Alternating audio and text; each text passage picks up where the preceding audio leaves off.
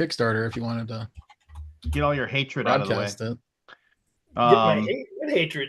Well, no, none. But anyway, we are actually being live now. So, hello everyone. This is the weekly Alaboom, the longest running weekly live stream on YouTube. We've been doing this for in the board game world.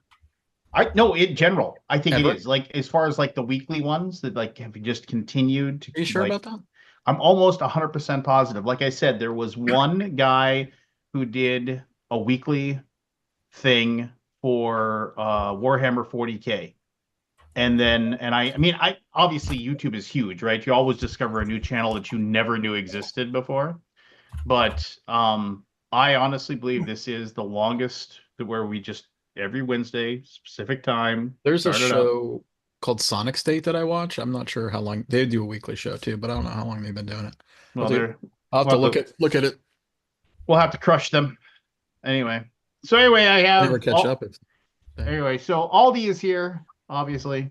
We actually had a 2-week break. Here I am talking about what we do every week. We actually had a 2-week break between the holiday and last week. I felt like garbage. I still got this stupid cough that just will not go away. So it's annoying. But Scott Demers,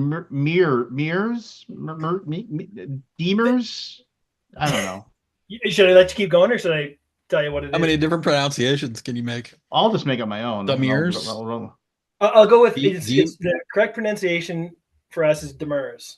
I always thought you said it before, Demers before, but I'll just Demers. Demers is here. The male, no. Whatever you like, my friend. Anyway, notice the origin of that name. You know, French. Yeah, French. Okay. Oh, well, French Canadian. It was nice having you on. Yeah, but... I know. French Canadian is so my ancestry goes back to Quebec. Where's Matt? Sorry. Where's Matt Paquette? We need to have another Canadian to balance it out. Paquette will show up soon enough. Yeah, that's I'm not very Canadian, though. I did grow up in North Dakota, so yeah, I'm kind of like a Canadian with U.S. citizenship in some respects. Oh. We'll have to still live in North Dakota.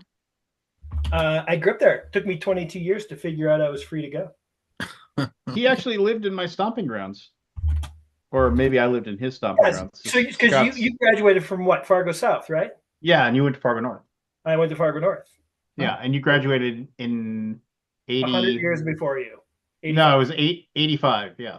Yep. So that's only 4 years earlier. So you graduated a year before my sister graduated from Fargo South in 86. So, yeah, anyway.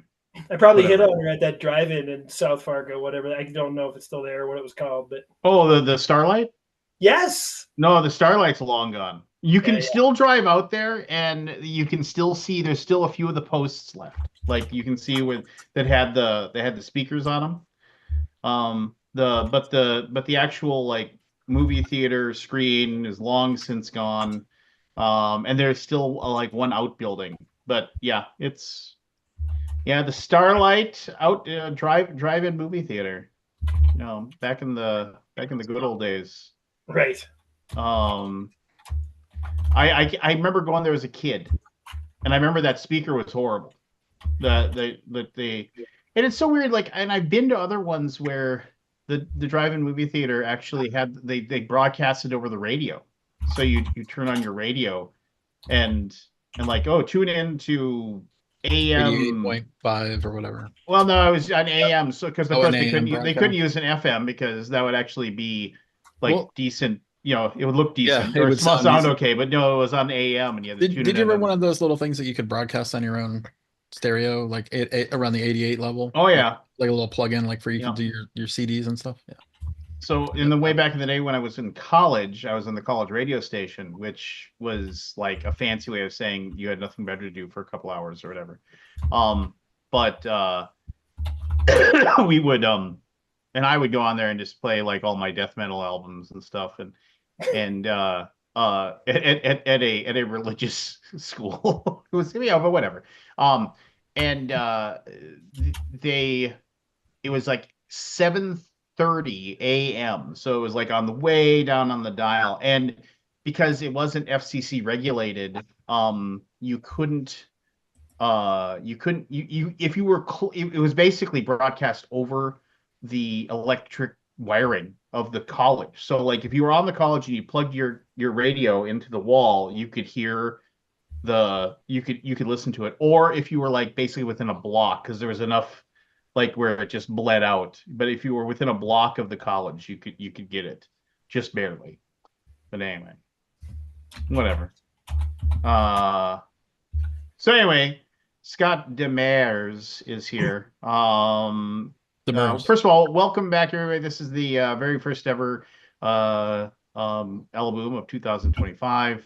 We were off for the vacation, and then we didn't have one last week because I was feeling like garbage. So I needed some sleep, and I got some. Scott and other Scotts. Other Scott is here because I talked about this on an episode. I don't know how long ago we talked, and Aldi, you've talked about it too because you've been playing the game. Did we talk about it?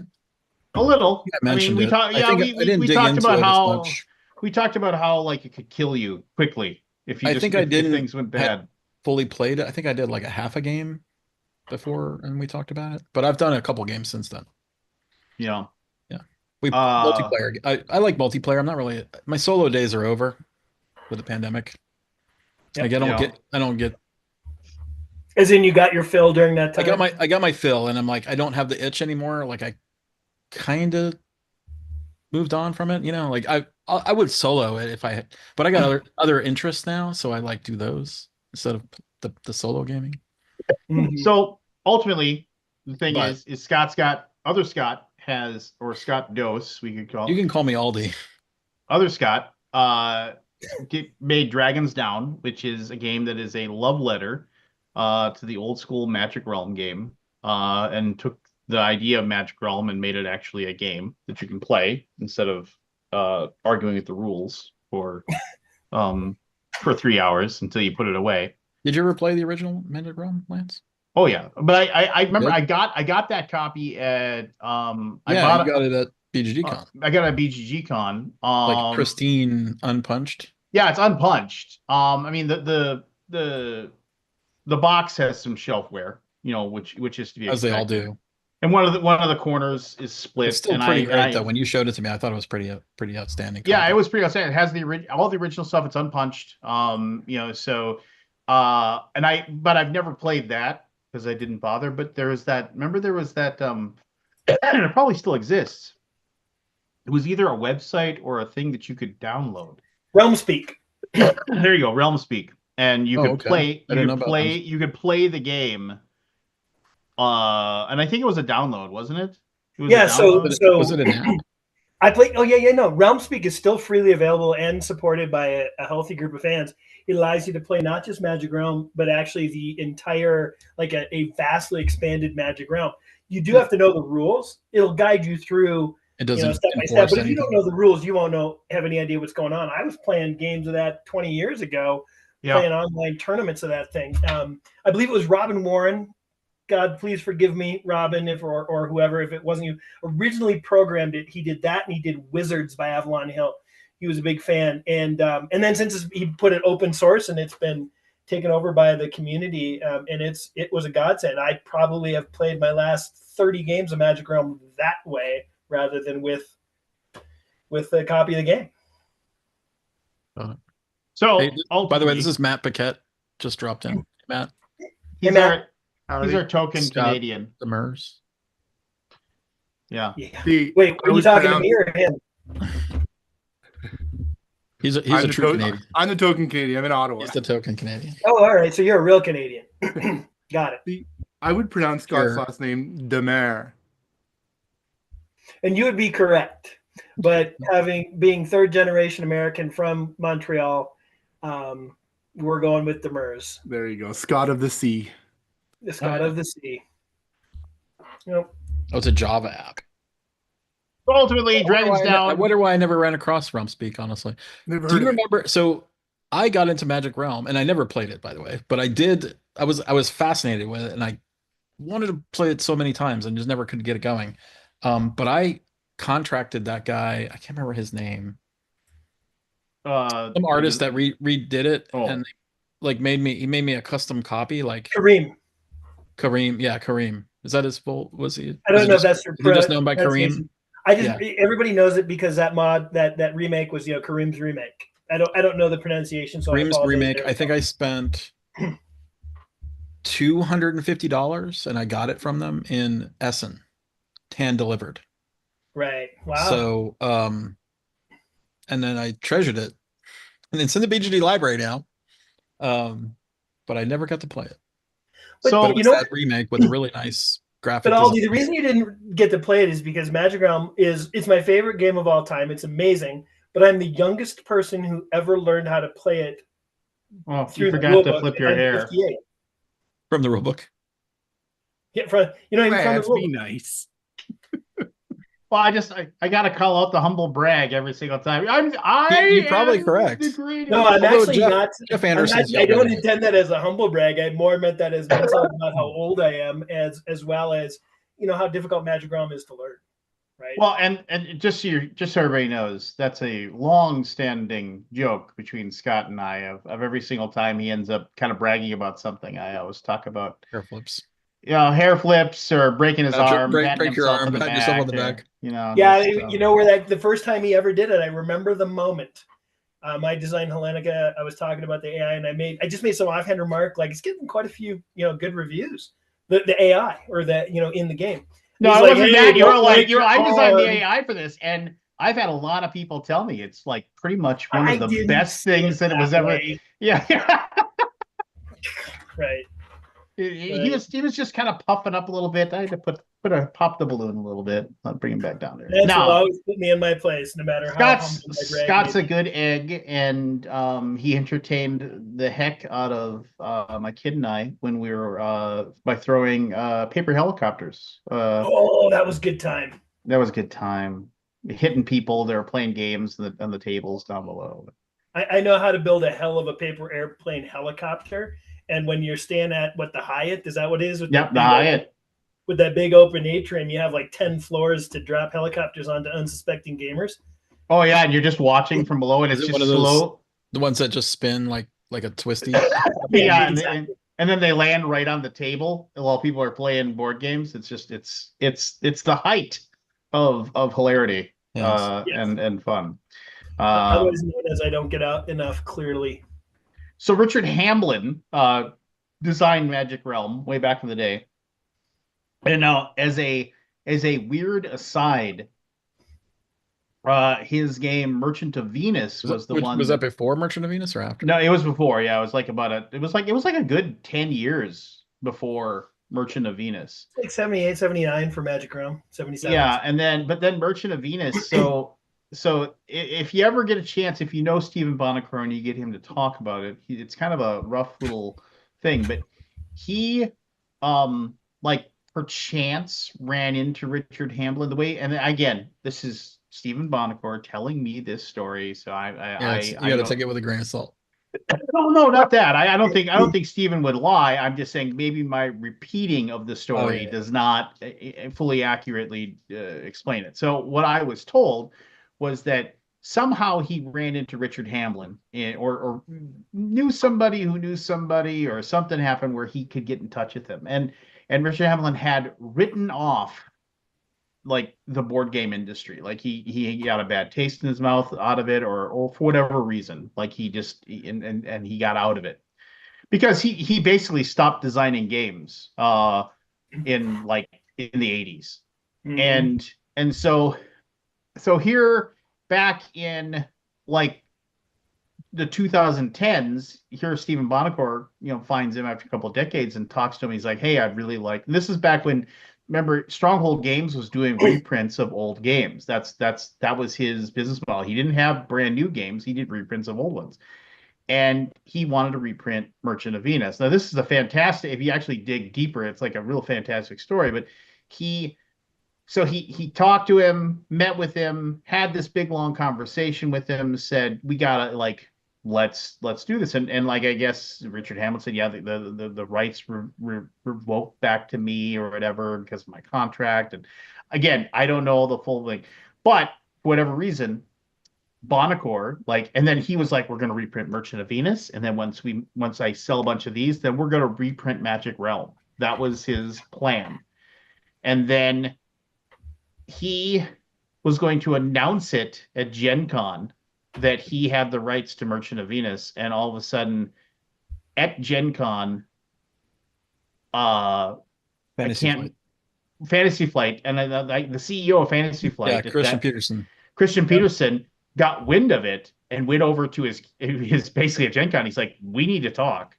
And he was like, and then as he held up his completed, like, first print run, like, copy of Merchant of Venus that Merchant of Venus would come across Fantasy Flight's radar at that moment in time. Well, that was back when Fantasy Flight was reprinting. Excuse me. Was reprinting all those and stuff like that. Well, yeah, they were doing all that old Avalon Hill stuff because they had bought the rights to it somehow. And so what happened then was there was like this big giant kerfuffle, like, oh, it's like, and then my understanding was Richard Hamlin was like, I don't even know if he's still with us anymore. I mean, I think he was kind of a private person and he was old then in 2010, 11 or whatever. And he just basically said, I don't want to deal with this. I don't want to fight it. I don't want to deal with lawyers or anything like that. This is exactly what, basically they're going to screw me again, and it was just kind of like, and that was my understanding of the situation. And so ultimately, I think Steven got a little bit of money, which I think he was able to, give some to Richard. Again, this is just me, my understanding of the situation. I don't know if that's true or not, so don't take that as gospel. And then. Oh, you think the Fantasy Flight one was not including Richard in the? Oh, it wasn't. It wasn't. It was a deal with the company, I think. With they were. Right, it was Hasbro. They hadn't talked to him. Had the license of the Avalon Hill stuff. Yeah, they hadn't spoken to him in any way, shape, or form. So they and then he basically was like, and that killed the idea that they were going to reprint it right then and there. So although I didn't hear this story from Lance, I heard a similar story, almost identical. Right. I mean, I could, and then not that I'm that connected in the board game industry, but I heard largely that same story. So. Yeah. I mean, which is, it's whatever. I mean, it's like once you get into like who owns the rights to this, that, the other thing, what are you going to do? It's what are you going to do? Richard Hamlin might still be alive. No. I mean, he very well could be. He very well could be. He was born in 1945. That's the same year as my dad. Yep, that's right. So he's not that old. There's a whole bunch of stories. I actually, somewhere in the bowels of my computer, I have an email via another party who knew Steve or knew Richard. I have an email somewhere giving me, in essence, permission to kind of design a game that has some shared mechanics or whatever, which you can't copyright anyway. But basically, I have somewhere an email giving blessings to make an attempt to make some type of game like this. So I felt that was meaningful to me because this Hamlin meant so much to me when I was a kid. When I was a 10-year-old kid, I would come home after a rough day at school and I'd get lost in these worlds this emergent narrative that is still unmatched by any game other than Magic. I was 10 when I learned Magic. That's crazy to learn that at that age.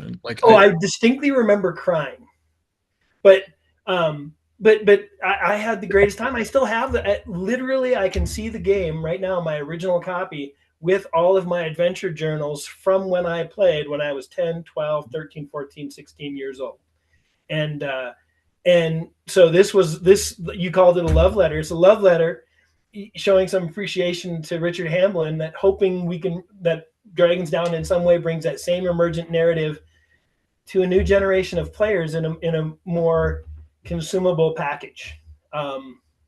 So it's an homage. absolutely an homage. It is, and it's fun. I'll just say right there, it's fun, and I've enjoyed it. And you got a Kickstarter going on right now, where if you missed out on the first Kickstarter, you can get You can get everything, it right? again. You can. And I've seen a lot of people like trying to get that deluxe copy with the chips and stuff. Yeah, So we you sold get it out. back. I was. It was interesting. We had normally when you do a deluxe version or a whatever. I've got one. So Scott was kind enough to send me. Oh, don't break your shoulder. Hey, if Yourself it's on the your, back. don't break your arm. Well, I did do some coverage for the dang Okay. thing. Well, it was a little bit of a the guilt that Well, was. I firmly believe Scott would have hooked me up anyway, but you know. Oh yeah. I would. Yeah, I would have. So, but the what I was saying is, originally you normally people go more for the Legend edition, and in our particular case, it was a little bit reversed. So we ordered a lot of standard editions from the printer, and then after post campaign, the Legend editions went like hotcakes and sold out globally in days. And so we have standard edition core game only right now. Was it on Daniel's? Well, are you offering the Legend edition reprints in this one? Mm-hmm. Yep, we're doing a full reprint. You can get everything. You can get everything. Yep, you can get everything. The only thing that we're doing right now is we have, X number of copies, which I don't know the exact number, but we have, and this has created a little bit of a challenge for us with some of our backers, but we have enough core games to satisfy where we won't have to do a reprint, but they're all located in the US. And the demand that comes from the rest of the world isn't sufficient to do a reprint without the United States market. Ergo, we can't offer the core game reprint. You have to buy it from the web store. And because of shipping, it's outrageous, right? The cost is outrageous. We fully recognize that. And so we're working on a solution. We should have some copies in an overseas warehouse here soon. But I'm not going to deal in possibilities. I'm going to wait until we have concrete information, then we'll share that with our backers so that we can, keep our fans happy in the EU and whatever. Yeah. Well, now I'm wondering, did I get the Legend edition or did I just get the normal boring? Yeah, poker chips. I think you got the Legend edition. I'm 97% sure that's what I said. Oh, I'll look. You should allow people to buy just the chips. Did you pop the plastic off of it, Lance? Yes, I popped the plastic, but I'm not going to go upstairs and go open it up. I mean, you can tell it's like 40 pounds. You're 40 pounds. So. The Legend edition is 19 pounds. And it has, the key difference is it has weighted chips. It has dual layer player boards. It has metal coins, 2 packs, and then it has an extra set of dice. And the weighted chips, the only way you get that, the other stuff was add-ons in the first campaign. We're not offering the add-ons this time because it's just a money loser. There wasn't enough demand for it. But the only way you get the weighted chips was to go with the Legend edition. So, as a poker chip aficionado. Yeah, that I like. I mean, and then yes, I will. Oh, my arm! Don't break your arm. No, hold on. No, like for poker, I hate weighted chips. I hate them. Like you always get those things people say, they with the metal slug in them. So they weigh like 14.5 grams instead of 8 or 9, mostly because if you like travel with your poker chips at all, like it's really freaking heavy to carry a big giant thing of poker chips if they have like and true casino chips don't have a metal slug in them. But for board games, for whatever reason, they work well. I think it's pretty epic. Although if I'm playing poker, it'd be kind of cool to go, I will raise you an adult dragon, and I will, or I will see your troll and raise you an adult dragon.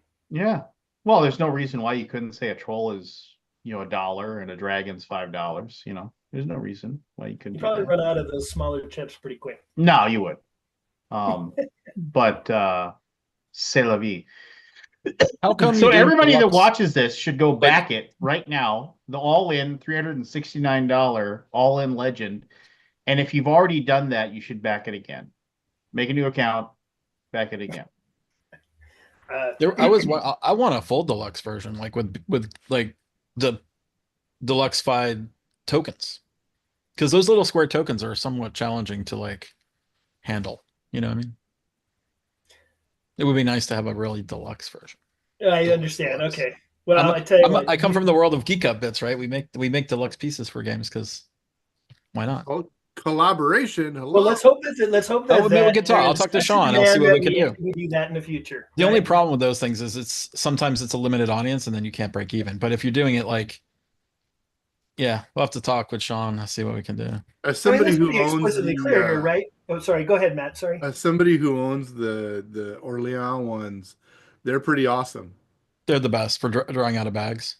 Yeah. Because So you here's my don't have a promise. bag draw thing. You have, I mean, you could have little bags for those little, the I don't know what you call them, but when you walk into an area, you need to draw a token to see what you find there and stuff. Like that would be a nice, So as soon as I sell as many copies of Dragons Down as Orleans or Yeah, some of these other games, I promise you I'll make a deluxeified version. Deal?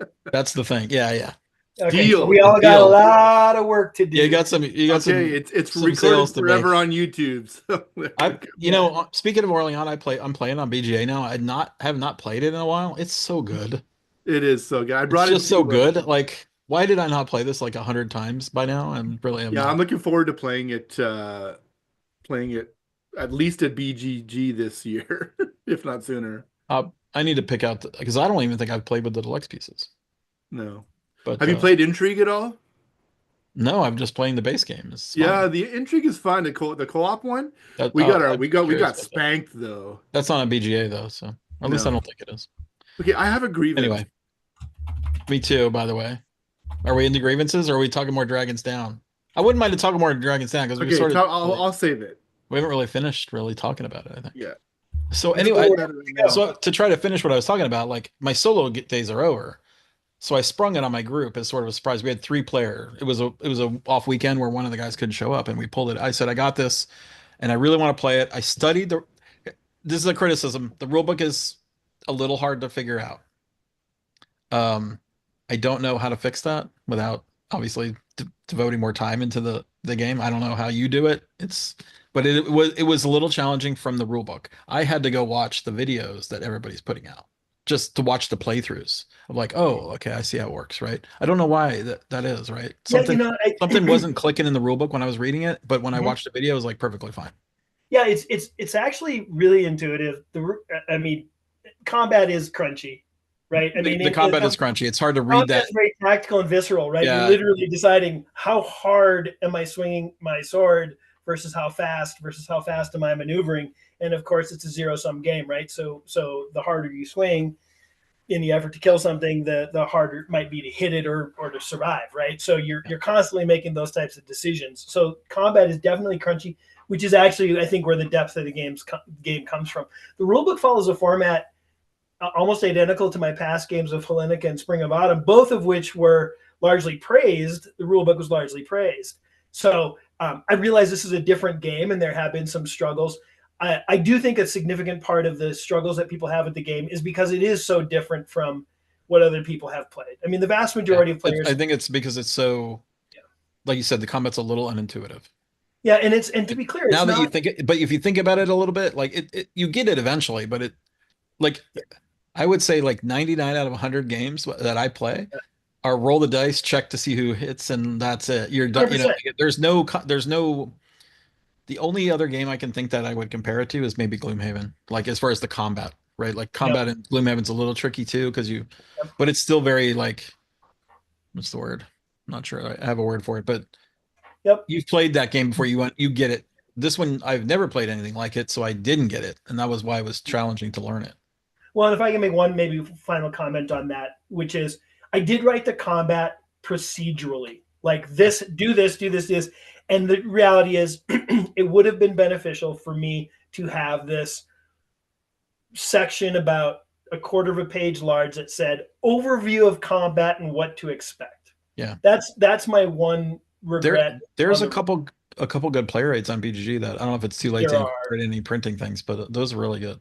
Yeah, the play rates, the community has been amazing. We have an official Discord channel of, there's probably 350 people in there, and there are games,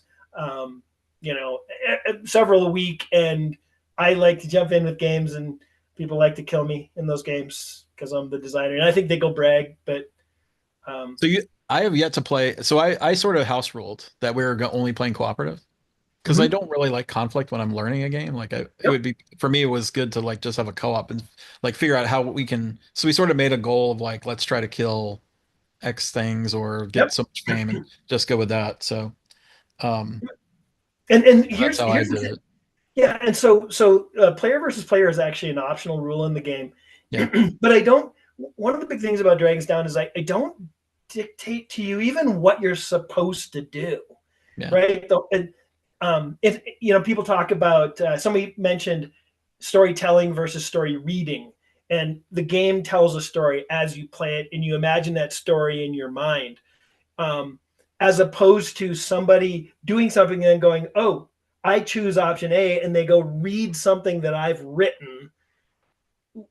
Most game designers I don't think are good writers, and certainly me. correct.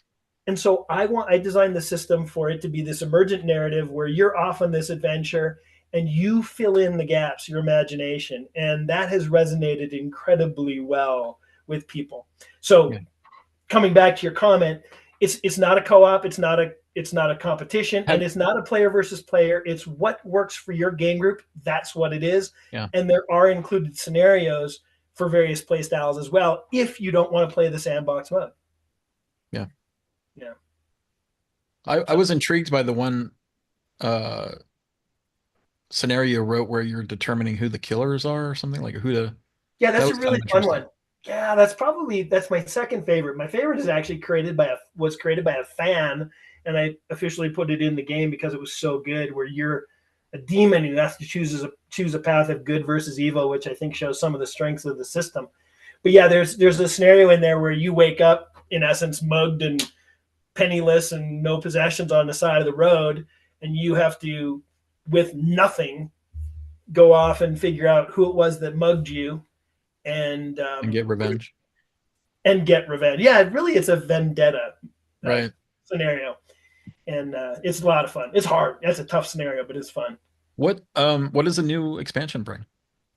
So, new expansion brings the concept of like a richer world of natives. Okay. So, So natives is basically any non-player character that doesn't immediately attack you. yeah, exactly. Monster. Yeah. Yeah, so there are monsters in the game. If you're in a clan with monsters and you are not able to hide from them, they will fight you. Natives are there to trade with and interact, and you can hire them, and so you can build up a dungeon party, if you will, and walk around the map. They also can be insulted by you, and there are various relationships with the native groups that are just inherent in the build up, the makeup of your hero. So that some natives in one game will like you, and then the next game they may not. And so it just adds what it really does is it adds two elements to the game that I really like. One is civilization locations are no longer safe.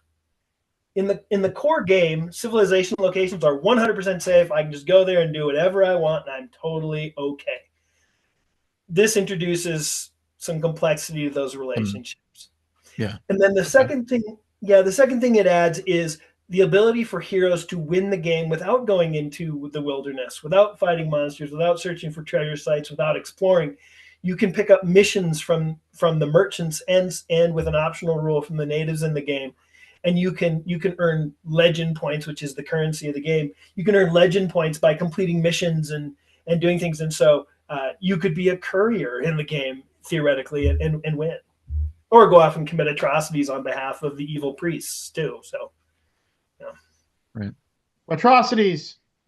Yeah, Oh, we it's so we talked fun. about it in the group and I was like, because I'm trying to explain it. I'm the only one that like really dug into it, like Yep. watched a ton of videos and like read the rule book a few times and just like tried to get it. And I was saying like, yeah, you can basically fight these guys, but if you want to, you probably will lose because they've got a lot of firepower.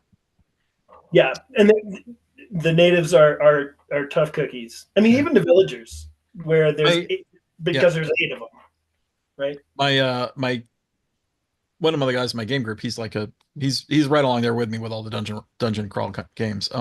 He was a little miffed. I was trying to scare them about the game because I've seen so many of the playthroughs and in quick death, right? And I said you should hide, and they're like, it doesn't feel fun to hide. I'm like, well, yeah, I guess I get that. Like he's a hero. He wants all heroic, every hero action to be very heroic. And I Yeah. said, well, this is not that kind of game. I said it's a little bit more subtle. Uh, and sometimes you're just gonna have to. You'll come across randomly a giant with like 12 goblins or something, whatever. Like Yeah, you can bump mass into or 6 at a time, yeah, and 6 at a time. That was I was like, yeah, I was like, we rolled that combination, and so how'd that work out? I think we ran How'd that go for you? we ran Yeah, away.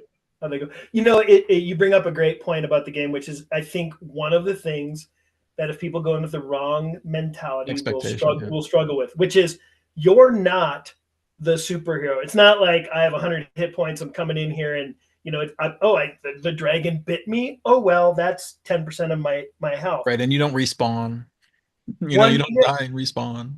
Yeah, in this game, so you could be doing great and you bump into the wrong monster, and because you didn't, there's luck in the game. There's quite a bit of luck in the game, but it's all mitigatable, if that's a word. You can It mitigate is all. now. It is now, and so which and that of course adds to theme, right? And Yeah. so the thing that Aldi's talking about there is the ability to sneak. And so you get 4 actions per turn. One of those actions often is a sneak, which is I'm going to do the other 3 actions on my turn very carefully. And anytime monsters show up, if you wish, you can hide, which is far from certain. But if you sneak, it's much more likely you'll be able to avoid the monsters. The real and then you have a choice, right? And there are entire hero classes because you combine a lineage card and a class card to create your hero. There are combinations where That's they are pretty made. genius, by the way, the way you've done that. Was that in Thank you. Magic Realm by chance or no? Yeah. I don't think it was, right? Yeah, okay. No, it's got it's No, Magic Realm has 16 character heroes you can play, and if somebody wants to do the math for me. There's with the new expansion. There's 28. You're the designer. You do the math. I know, but I didn't type. it's It's seven lineages and 28 classes, and then 7 times spoiler 28. alert, we're releasing some more during the course of the campaign. So whatever that math is, and all of those play differently. So if I'm a dwarf, barbarian, that plays very different from a halfling barbarian or a halfling rogue or whatever the case might be. Without knowing anything about the game, one of my party members played a what's the character that's the druid, Yep. and it was I think he did a oh gosh, what did he do? It was terrible for his comment. It was just there was no way he was getting any fight and winning. I think it was like the halfling druid. Yeah, Maybe? right. So he had very little He had strength. 0 strength. He couldn't really even wield a weapon. Right. But he could run away from everything. But he could run away and he could cast this amazing spell. I cannot. Yeah. Anyway, I should have written down what it was, but it was pretty fun. You And I said you bring up because another good. yeah, he Go want. I said because there was actually there's a video of a playthrough because we played it a little bit. He was like, "Oh wow, this is interesting," and I sent him that playthrough of someone who had actually done that playthrough with a druid halfling or whatever it was. Right. Yeah. But, Well, and interestingly enough, there are different combinations that say this is the style of play I should do, right? And that's part of the fun. And there's even some weirdly, a lot of new players choose a dwarf cleric, which is one of the hardest. that was the one I did too. Oh, is it? It's one of the Yeah, hardest yeah, to play. You're a Yeah, I couldn't do anything much. Yeah, Yeah, you can't run away. You can't, right? By the way, new players don't play a dwarf cleric. But well, that's what I always play when I play an RPG. no Sounds kidding. like something first- you that's screwed my up when first you made the pick. game. I The mean, dwarven- maybe you should have idea. dwarf quick spec. Dwarven cleric. Wow. We should go around the room and say what class in combination we'd be, but it's just so easy to do a caricature. I pick 2: dwarf cleric or some kind of sorcerer. Maybe Right. probably human sorcerer or any kind of sorcerer really. Right. I'm playing a We- spellcaster now for the first time in a long time. In Sorcerer, real life? wizard, or Real life, yes. in real By life. day, I'm a graphic designer. By night, So just very, very quick aside. You know how like you'll have your standard D&D group. If you have a D&D group, you have the same 4 to 6 of you that play D&D, and every once in a while there's that person who says, "Oh, I was talking about playing D&D in my office or my job, whatever, and there was this guy saying, 'Hey, I play D&D. Would you guys? Is it something where you guys are having new members and somebody can join?'" And somebody like and it was one of those, and we always would say, yeah, sure, more the merrier kind of thing. And then literally this guy showed up, and as I said, we've been playing with our own system, our own D&D system forever, and we kind of gave him the basic rundown of how the game was played, and he made a wizard or something like that. And about halfway through the first session, he's like, this magic system doesn't work. And we're like, we've been using it forever. And he's like, this isn't how magic works in real life. For real. Oh, real life? And he was not joking. He was not, this isn't how magic works in real life. We're going to need to change some things. That was his one and only session with us. It wasn't like, oh, I'm cracking wise. No, he was just a nutball. I may enjoy like having a beer with that guy just because I'd want to go, I need to know more about that sentence. Yeah. But maybe not in a gaming sense. Well, it's like the guy that made Jeffrey's tubes in his house. He was just trying to get his transporter working. Yeah. It was weird. But anyway, back to your regularly scheduled programming. Yeah. Right. Yeah, so maybe I'll just close that out and then we can talk about whatever we want. But I'm thrilled with the response from the community. We have a solid core. There are people who, if somebody is struggling or frankly just wants to experience it, it's free on Tabletop Simulator. Join the official Discord, and there will be a fan who will teach you the game. That's awesome. So it might be me, probably not during the Kickstarter anyway, but yeah, it's so I couldn't be happier about the community. Even one of the folks in the community, I mean, many people have contributed ideas, and one took it so far as to where they actually got a design credit in the game, the expansion. So I love working with the community. Yeah, it's a great game. It's fun. It's something different that I've never played before, and it's like a breath of fresh air, honestly. Even though it's kind of like based on an older game, it's still pretty it's really intriguing what you've come up with. Yeah, thank you. Yeah. Lance, call me out here, please. Thank you, Aldi. I appreciate it. Now Lance makes some wise remark. No. Aldi gave you the compliment. It wasn't. I mean, there's a lot of these games these days, man. It's crazy, honestly. What I didn't want was I compare my stat to the monster stat or whatever my adversary's stat is, and then I have to roll a 7 or higher, and if so, I win. Yeah, like that's so been done. Dumb. Yeah. So combat's really visceral. I always tell people that's a really helpful thing to tell folks before you play the game. Like you're literally in the combat, and there are times you can look at this monster and go, I don't think I have a chance against this monster. Yeah. Right? Well, don't you always have a sort of a chance? Sorry? Even if you're if you're slower and weaker, you can still eventually, you can maybe have a chance, but it's unlikely. If you have some armor so you can take a few dings, because armor is probably the most important thing in the game to find some form of protection so you can take a couple of punches to the face. I think that's probably most important. And it's deterministic, and it's the combat's deterministic with a bit of luck mixed in, and I know that goes against that's diametrically opposed. I think your luck is if you're underpowered, your luck is like a 10% chance, I think. I made one pretty big change from the Magic Realm rules, which is in Magic Realm, when you hit something, you have to kill it with a hit or it is just fine. And so it doesn't remember any damage. Yeah, there are times you can get into combat and you can say, unless I can do, tremendous damage, I literally cannot even hurt this monster. And every time something gets hit in Dragon's Down, it either dies or takes a wound, and a wound reduces its ability to take damage. And so in that way, you could be this incredibly fast rogue who, through cuts and cuts and cuts, could take down one of the treasure site guardians. You'd have to get pretty lucky, but you can do it, right? So. By the way, the first time I played it, we drew too many exploration tiles. Is that what you call them? Yep. Wilderness tokens. Wilderness tokens, you're supposed to only draw one. I was drawing two. So we had a really like You're like, lots of there's a lot, stuff, like a lot of crazy stuff. amounts, and we're like, we're running out of tokens. Must be something. I must be doing something wrong. Of course, we were Yeah, you doing draw too many. one wilderness token per wilderness tile you Yeah, enter, and you draw 2 civilization right. tokens. And that's where I think I got Yep. confused with Yep. World Book. Yep. Anyway, all right. So thanks for allowing me to monologue about Well, how yeah. you. So go back the game, and if you haven't Yeah, back backed to it, game. back it again.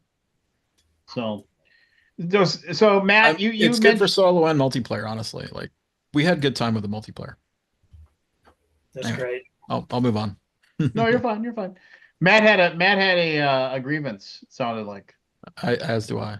Yeah, I met with a prospective client today. It is a person older than me and their spouse looking to do their first game. Um Very congenial, nice people. One of them works in the game industry right now. Great. The thing that rubbed me the wrong way was, can you take us through how you would approach the design of every component in our game? I'm like, It's a lot of work yeah. Okay. Then it without was having any contract or anything. the thing that really Just kind talking. of stuck in my craw was, can you provide us with the contact info for some of your previous clients so we can talk to them about how their experience was? Ooh, okay. Oh. And I'm like, well, you can just go on BGG. All of our stuff is there. You can just reach out to those people, and I'm sure they'll be happy to communicate with you. It just that really kind of rubbed me the wrong way. Yeah, it seems So will odd. you be working with them in the future? I just sent them a thanks but no thanks email. No. So know them. No, I won't. And I don't want to seem ungrateful. I am super grateful for people that reach out and want to work with us. You know, it's always really humbling to me to be found by somebody new. It's fantastic. I love that. Um, but we have a pretty deep bench when it comes to the work we've done. And um, I just felt like I was being questioned.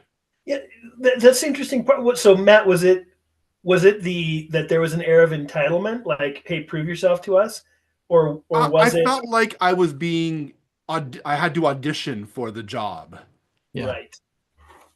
a little more than really you would probably have expected, I'm guessing. Yeah. I mean, there's obviously a point of auditioning, but your work, I mean, it speaks for itself, right? I mean, you kind of Kind of like Yeah. asking go Brad look at my Pitt to work. audition, right? Pardon me? It's kind of like asking Brad Pitt to audition. Well, no, I would say probably a B actor. I don't know. I don't know. I put you a little higher than that. Yeah, I'm But going to agree with that. Yeah. maybe Bruce Campbell. I'd be okay There you go. Yeah, fine. with So we established you're somewhere between Brad Pitt and Bruce Campbell. I got it. So, but yeah, I don't know. It was just it was not. I went into this meeting thinking, oh, this is going to be kind of neat. It was a really neat theme, and it had a really neat vibe to it. And then I'm like, oh, well, that really left a sour taste in my mouth. So, and I know that it's not fair to them if I were to go into this project feeling this way, it. Mm-hmm. because I'm not sure if I would have given them my all with this kind of sitting in the back of my mind kind of thing. So, How much does theme matter to you, Matt, when you're jumping onto a project? like whether we'll take it or not theme, Well, like for you personally, whether you would take it. Like, I I'm don't just, care I'm what just the theme is to be. Well, actually, that's not true. We had somebody reach out to us to do a party game that was really kind of vulgar humor. Mhm. And just on its face alone, it was like, no, nope, not interested kind of Right. thing. But within the realm of like whether it's, I mean, if it was about old maids sitting around in a knitting circle, or Yep. the spectrum of that to like mech warriors in some off world thing, anything in between there, as long as it's cool, as long as it intrigues us, I am down. Right. Yeah, because I mean, there is something cool to be to. There's a cool angle for pretty much for most any theme, really. Like friggin' Gutenberg, for crying out loud. It's a printing press game. Like, come on. I mean, I'm a bit of a print geek, so it was a I kind of dig it. It's a no-brainer dream for theme. me. It's a dream theme. But for me, but I mean, like, it did fairly decently, and I can't imagine that, you know, there's everybody is as intrigued by it. So there, that being said, there, I think it also is it makes the point that there's a market there for everything. Right. So I just, yeah. I can disappear I like disappearing into my games. yeah, Um, Excuse me. and so I can get a little irritated sometimes with too much table talk, or yeah. and artwork can take me out, or theme can take me out of the moment for sure. Right. Oh, really? So you think you see them as distractions?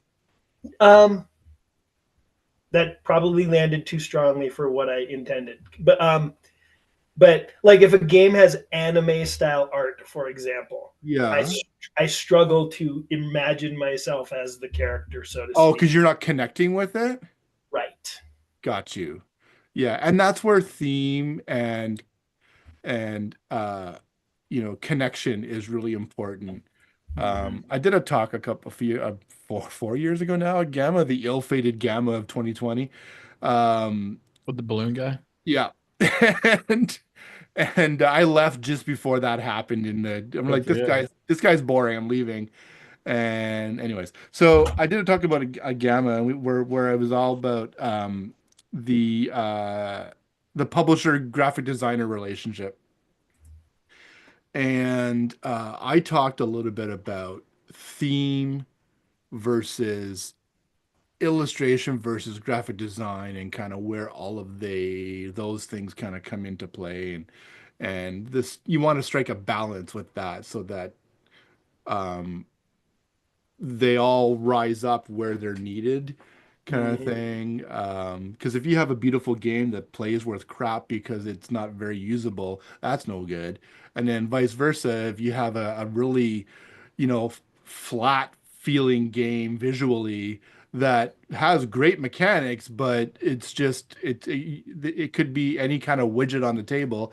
For me personally, that does not do anything for me. So I always look for aesthetic is really high on my list, but Mhm. um, I really dig games that really lean into the theme, and um, Luthier, for instance, that we worked on.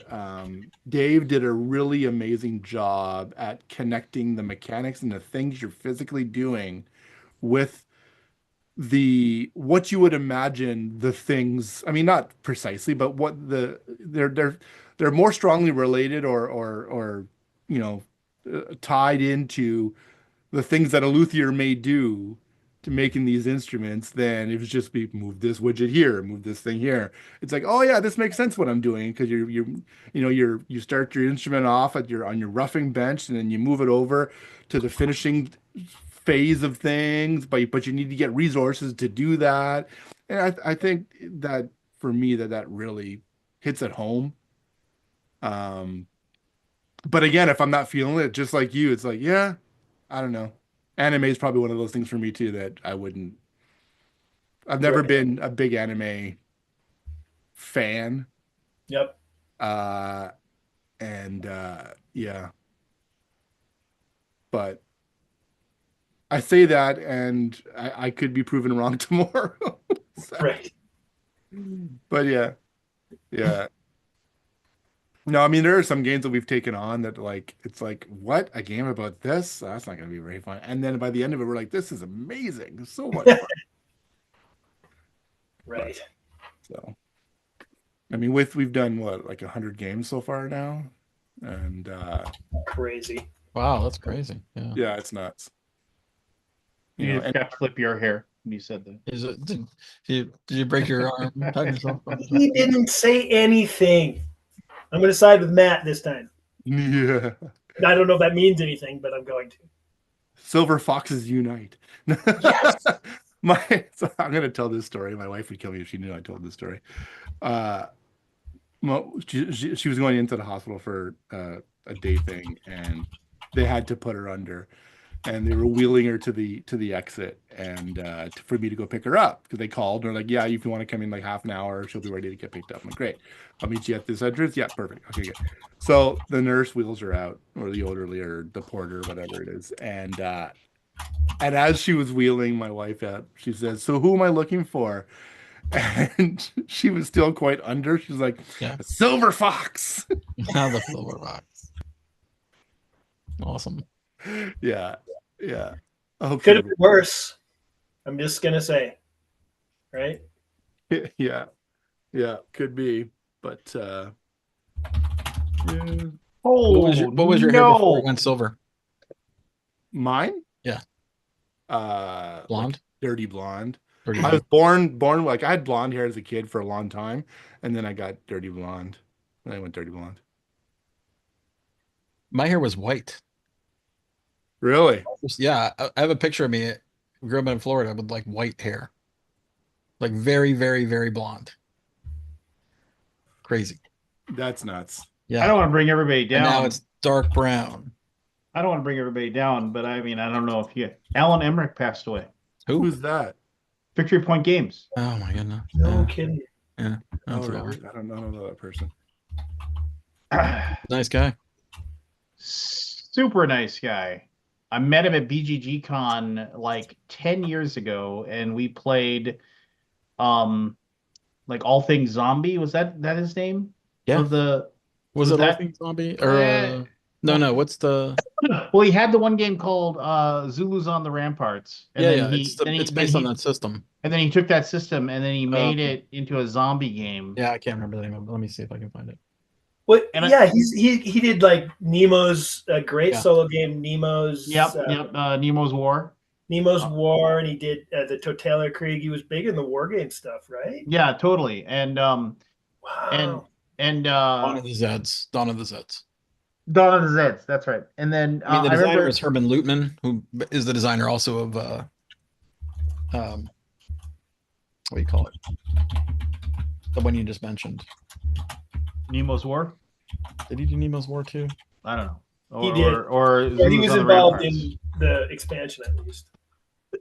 Anyway, my whole story is that I went to BGG Con, whatever it was, first one I went to, and back at the old hotel, and he had a big booth, and I went and he knew who I was, and he was like, "Hey, I want you to come over and play this zombie game. I want you to," and then he's like, "And just play it with me," and I was just like, "All right," and so we sat there and played it, and he was just like so animated throughout the entire thing. He was like, can you picture this? Like it's happening in the movie. Like that's what I wanted it to be like. When you play the game, it feels like you're in a zombie movie and all these like cool things happen as you play. And I need to put that game to the table. I never played it. and then Victory Point Games also published what I think is still one of the best cooperative games ever made, and that was the one where you have the Dreadlord like chases after you if you get too much light. What was the name of that game? It was so good. Red Lord. Well, no, so basically Darkest Night. Darkest Night, yeah. Darkest Night is amazing. Is that the one you're talking about? Well, I don't know if it's the Victory Point Games one. Yeah, so basically, like the more good things you did, the more like basically how your character became better at doing those things because you were like this bold bastion of light and goodness. But the more light, basically, there was a tracker that you gathered. like the necromancer or evil necromancer was a thing, Necromancer would come after you. Would start chasing you down. So Yeah, you would that was have really to like really fun. you would have to basically go and hide and like stop doing good things, Yeah, or Jeremy else Leonard was the designer of that one, by the way. or else he would kill you. And each Yeah, yeah, that and game was great. each oh, it was a fantastic cooperative game. But anyway, yeah, Victory Point Games, and then something happened where they ran into some financial issues, and he ended up selling to um Dan Yarrington. Game Salute, Danny Arrington, whatever, that group, and then he was out. But I mean, through him I met Chris Cluey, Yeah, because he he said, published Chris Cluey's game too, right? yep, and then he through him I Haven't met seen Chris him in a Cluey, while. I'm and sorry, who's Chris Louis? yeah, exactly. No, through him I met Chris Cluey, and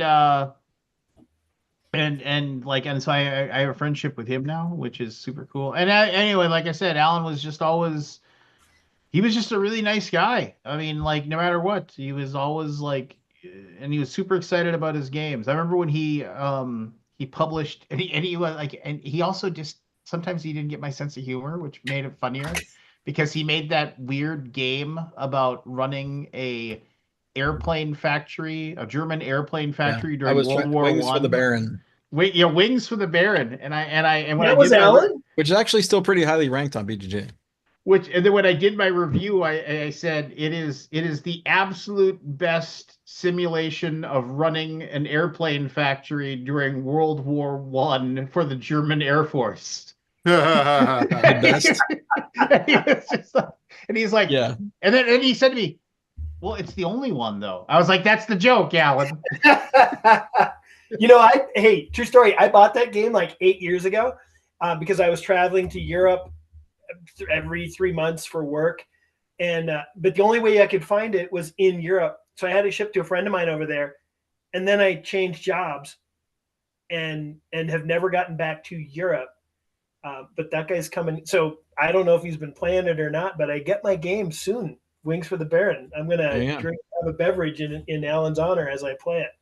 there was Yeah, a so there was I a mean, I mean, and I love the fact that he was like a no frills, um, like he everything was made in the U.S., and so it was not. I mean, obviously, like the games themselves were. Eventually, he started producing some stuff in China, yeah. but for the longest time, His die cut stuff was oh yeah. So true story. In every single game, because all the counters and everything were laser cut. wood. Yeah, They were wooden, and still look really nice. And then they would and every single game would, because there are all the wood was laser cut, they would say, it's like you're gonna notice the scent of, like, when you open up the game, it's gonna smell like burned wood, and that's normal. charred And it wood also gave you a Victory Point Games napkin, napkin. because after you punched everything, you were going to have all this soot residue on your fingers. Yeah, And yeah. so Your hands would be black, like and from so punching. they said, please use the Victory Point Games napkin we've provided to clean your hands after you're done punching the game. And I always, and like each game, it was like a boring um like cardboard box, like a pizza box basically, but they had Yeah, the sleeve they that had a went over it. sleeve. Yeah. Oh man, it was, god damn it. He What? was a really good guy too. I mean, Yeah. just like really, really, really I mean, good. is it And unexpected?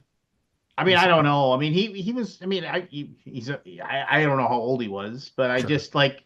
I mean, He wasn't that much older than us. I just got a notification from Consim World Mm. that he had passed away. If for those of you who are 1,000 years old, I mean, I'm Thompson sure. World still. I guess it's still around, huh? Yeah, Consim World is still around. Uh, so I mean, are you guys? I mean, Consim World is basically like the war game central. For game forums. Yeah, for like, yeah, right there. In memory of Alan Emmerich. God, I'm like super sad. Dang it. Dang it, dang it, dang it, dang it, dang it, dang it, dang it. Can I Oh, throw out a positive though? Yeah, go ahead.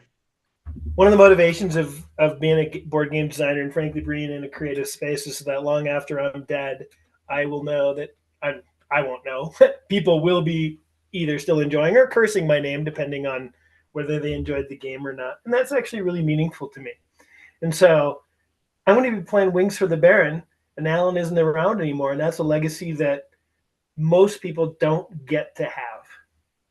And so that's pretty darn special for me, right? I mean, it is. Yeah. I don't know. That's all. And you know, and I don't know all the I don't know all the story, but when I think there was like a little bit of a animosity there at the end, when he ended up selling his company. I know that like he was supposed to stay on, and I know that like I mean I don't, I mean, it's a business, right? So, I mean, you can't really, your emotions don't allow you to, but I do remember, it's weird. Okay. So true story.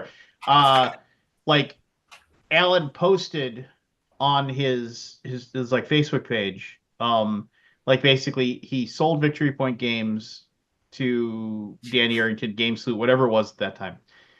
And then I think he had some sort of contract that said he was going to stay on for like 6 months and do game development or whatever. Like, and there was like, and is like literally the day that the 6 months was over, he cut him loose. He was just like, and and he posted a picture, if I remember correctly, on his uh, uh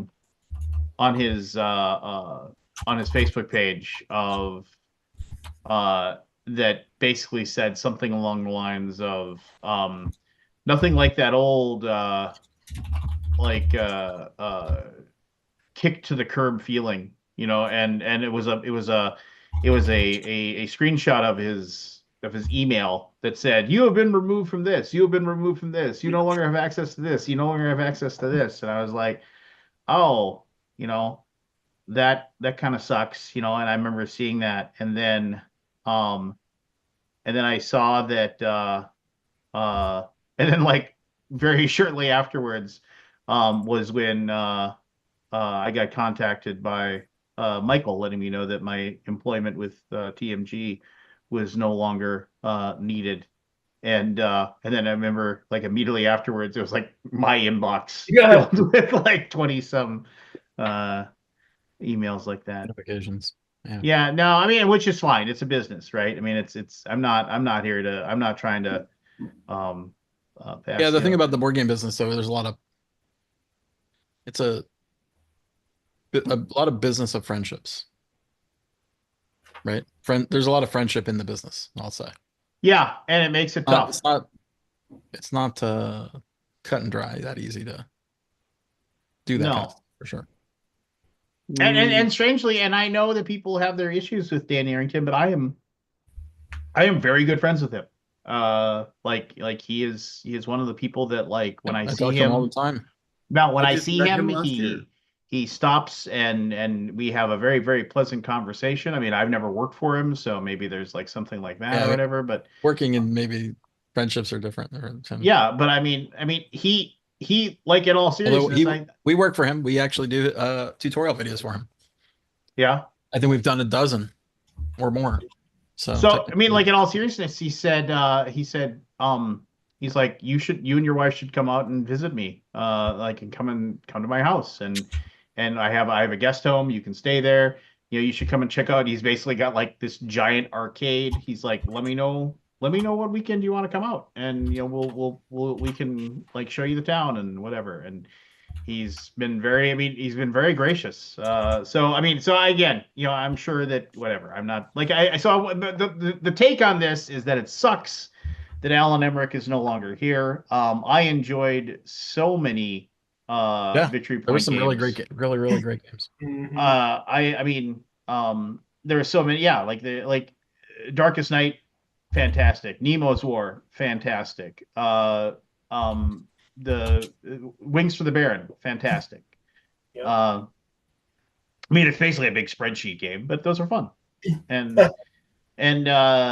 so yeah, I mean, it was just it was just one of those things where the world sucks a little bit more now that now that Yeah. he's no longer here. You got to pick up the standard, Lance, and carry that legacy forward.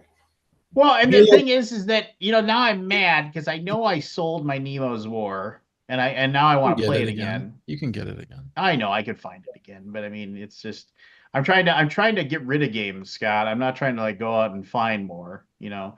Um, Sure. Amen to and that. I have a grievance. go for it. My So grievance is that death exists and Alan Emmerich is no longer yeah, here. that is a grievance. Um, yeah, so I got a message from Michelle Tuesday or Monday morning. Yeah, Monday morning. Today's Wednesday. Monday morning, she got, and I wear AirPods at night when I sleep. So Don't you? Don't they hurt your ears when you roll on your side? I don't roll on my side. Oh, I'm totally like straight on my back the whole night now okay. because I've got this giant mask covering me like this. It's hard to turn and lay on your side when you have a You need to mask. get the nose one because then you can sleep on your side. Anyways, go ahead. But I don't, here's the thing, I don't need to sleep on my seat anymore because I'm perfectly fine with the mask and like it's so I used to be like flip-flop the whole night Mm-hmm. until I got the CPAP stuff and now it's not, I don't move at all. Anyway, so it says you have a message from Michelle like in my ear it says Michelle Alden sent you a message. No, Michelle Alden sent you a picture. Then Michelle Alden says, "Hey, take a look at this when you get a minute." I'm like, okay, that's and this is at 7 a.m. right? Because she gets up earlier than me, Oh, and you know I what this sleep. is. I don't get up that early, and I'm like, oh shit, that doesn't sound good. So I wake up, click the photo. It's water coming out of our garage, right? There's a puddle out of Can I the water's guess? Can I trailing back guess to what the happened? garage. Can I guess what happened? Yeah, please. Is your water heater in your garage and it burst? Not, no, it's luckily not that exactly, Okay. but there is a leaking pipe in the house, in the garage, in the ceiling, and we are still not sure where it's coming from. So we are dealing Ugh. with that. It is not I gushing. It is not oh my God, there's like tons of water because the pressure in this house is ridiculous. Like it's blasts. So if it was a real pipe burst, then it would be way worse. So it's a drip, The reason why I said that like is a because drip from a hole in the ceiling. I'm like, oh great. And it's underneath a bathroom. Like there's a Yep. bathroom above it. So I know it's that bathroom, I'm sure. But my grievance is that I work with a guy who I call when I have problems like this, and he basically told me I'm going to be there at 11 a.m. and I'm going to take open the wall. And I mean, the grievance, it's a double grievance, right? I've got the grievance of the leak and the grievance that the person I work with told me he would be here at 11 to take open the wall and take a look at it, and he did not come, nor with a plumber, because I'm like, I am very, what's the word? Water Oh, houses in me. I am zero tolerance because I've had two house floods. Like I yep. have to, it has to be solved immediately. Is my in my mind. And Mm. he sort of like taking it easy, so I'm like a little annoyed. That's my grievance. A, I don't have the plumber Ooh. the next day, and B, the wall's not open, so we still don't know where it's coming from. I mean, and we know where it's coming from, right? It's coming from there, but like exactly where it's coming from. Like, is that the only place where the water? Like there's questions. Yeah, So I'm the I'm least day invasive three of a human in the leak. history of the earth, and so that would drive me crazy as well, right? Yeah, Um, yeah. No, we hired this guy specifically to handle problems for for this house. So like I'm just a little annoyed when you say you're gonna come here at 11 a.m. and fix it. And by the way, I don't know if you guys heard, there's a snowstorm coming into Dallas tonight. Like Dallas just shuts down. Now, this doesn't affect him because he's got a truck, but the plumbers might not be able to show up, right? They might not have the right. car. So I'm just like, dude, why did you put it off a day? I know it's not like an incredibly and now I'm basically now having to turn the water on and off. When I want water, when we want showers, we turn on the water because I'm not Yep. just gonna let water drip into my garage and like without. Right. But it's I, still gonna drip. no, it stops dripping when the water's Oh, off. does it? Oh, Yeah, good. it Good. does. It's not. Yeah, the house cuts off. I've got like a house line cut off, like a valve that I can Yeah, just yeah, yeah. Well, yeah, turn it I off. was just saying, like, there's still water in those pipes. Would it There's not still drip? water in the pipe. It will drip out, and it's just it's not a light. It so far it It's has very not been. slow. It's been under 1 bucket of water. It's been like a half a bucket of water. Yeah, small But it's small just blessing. annoying. I'm like, Well, it's your what the heck, garage. man? We Thank What's God that? have it's your garage, right? we have a pipe that goes from here into this room here, and this room is not part of the original basement. So there's a cinder block wall here, and the pipe we just kind of broke. We ran these pipes when we first moved in because we moved the laundry machines from the cramped furnace room over to this room, and so there's like the pipes are going through the cinder block wall, and there's about maybe a hole that big. And the temperatures it gets down to here, I actually have to, sometimes the water freezes in that Yeah. room. So I have to take a hair dryer and stick it up into the Oh wow. So the pipe is so the getting pipe. Yeah, so it gets yeah. unfrozen. You don't leave it. So here's a question for you people in North Dakota. Minnesota, thank you. Minnesota, sorry. I'm North Dakota, Same difference. or grew I'm up. just kidding. Well, but Um, no, but Lance is right on the North border, Dakota right? is red, and Minnesota is pleasantly blue. So Purple. Okay. Uh, I mean, 22 years do you to have to figure drip out. your faucets all whole season of winter, or are your no, faucets are your No. faucets? Outdoor. no. What are you? You what are you weird? So we have So how to. do your pipes not freeze? Because they're The walls insulated. are insulated. Okay, you are Yeah, insulated. yeah. Yeah. So And so is my house, but I don't know why this pipe is broken. Anyway, it could be a different problem, right? Because it did Could be a freeze. joint. It was the first. It was basically overnight. It went down to 22 or 23 or whatever it was, and then woke up in the morning and the water was on the ground. So yeah, it could be a joint. I mean, if it was a burst pipe, it would be way. I think it would be way more. Oh yes, you would know. If it was Matt, are you back in the? Are you from the motherland as well? Where are you from? me? Yeah. I was born and raised in Ottawa. Oh, that's right. That's right. You said that. Yeah. Okay. Yeah. Yep. So here, um, we got so our outdoor hose taps. We have to turn off the water. We have a shut off valve, like a ball joint shut off valve to them, and then we open them up on the outside. The new taps, you don't have to do that because they have a auto pressure release or whatever. But if we don't do that, the water between the wall and the inside of the house where it's warm and the outside of the house where the tap is can freeze and then the pipe can bust. So that's only in Anyway, extreme cases though. I've forgotten a couple of years and it's been fine. But So, Matt, did you walk to school when you were a kid? yeah, it was one, two, 4 blocks. So you have experienced the "it's so cold your boogers freeze." Oh my God, yes. Yeah. what do Yeah. you do I'm there? guessing that Aldi, you haven't. I mean, it gets pretty cold in Dallas, but I never walked in it.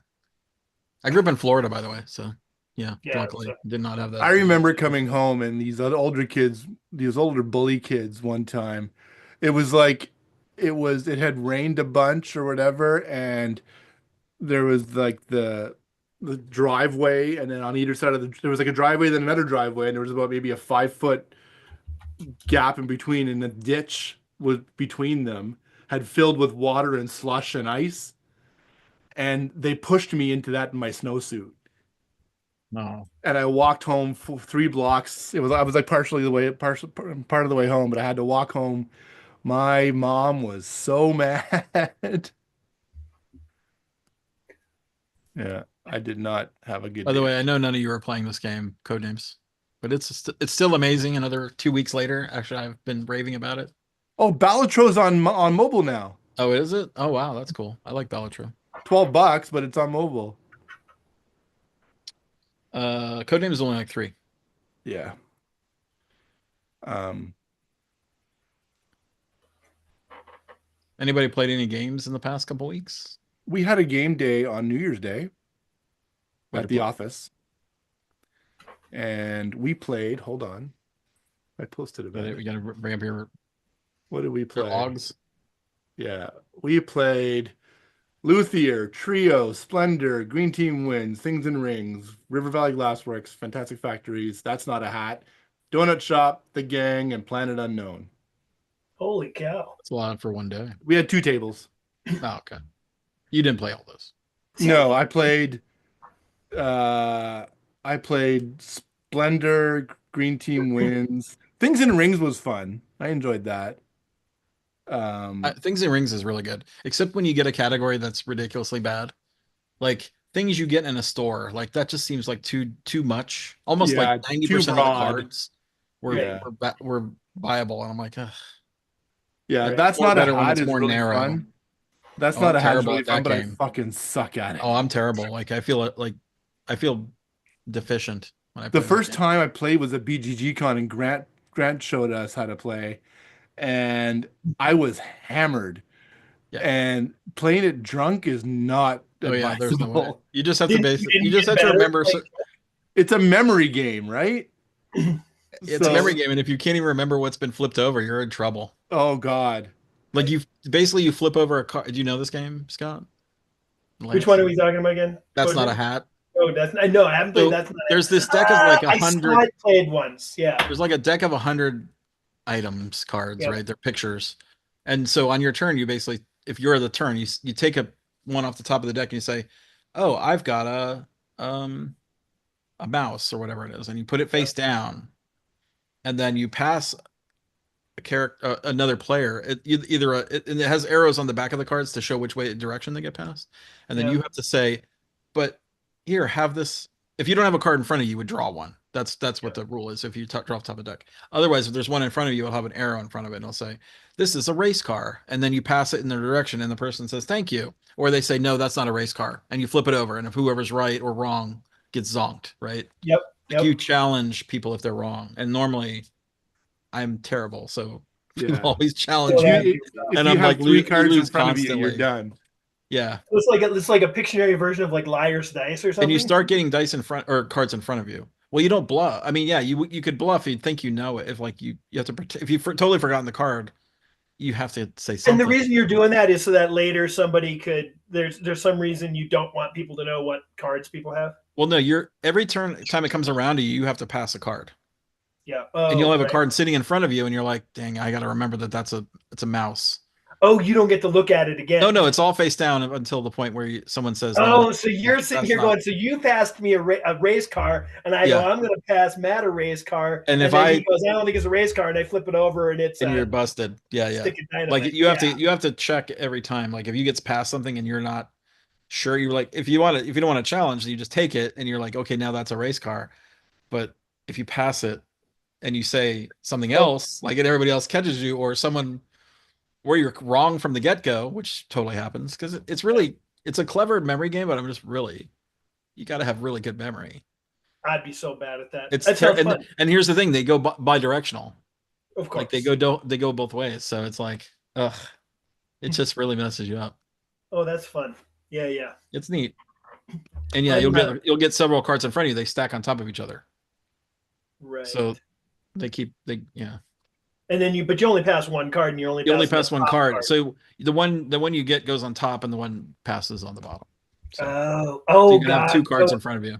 So if I've been screwed with 3 cards, I got to remember what somebody gave me several turns ago. It's always a first in, first out. So if Matt gives me right. and then someone else gives you this, yeah, you could. I got a card. I don't Here's think a you can stick ever of get dynamite. Here's cards. a bicycle. Here's a flower. Yeah, and then it's I'm all going, that kind of stuff. Oh shit! Which one was the flower? Was that the last one? Or No, it's insidious with its memory requirements. It's not good. Like it's so easy to remember, and you only have it's only one item per player, right? So you're playing 8 players. You only have to remember 8 items, and they're very simple. It's so easy, right? Oh, how funny! Not that easy. Oh, it'd be so fun. Not for me anyway. I'm sure for kids it's easy. Right. I'm playing OG Dune tomorrow night. So. Oh yeah, that's a good game. I've never played that. I've only played Dune Imperium, maybe. Dune Imperium, the original, the Avalon Hill one. Yeah. Okay. Yeah. OG. I'm playing the Gale Force 9 copy, Okay. but Redo. which is a really well done copy for sure. I do own the original Dune, not with Sting on the cover, but the original. That's one of the first games ever to do the sandworm on the cover, right? He's got the sandworm on the cover. You got it. You guys haven't played that, or? I have been scared away from it.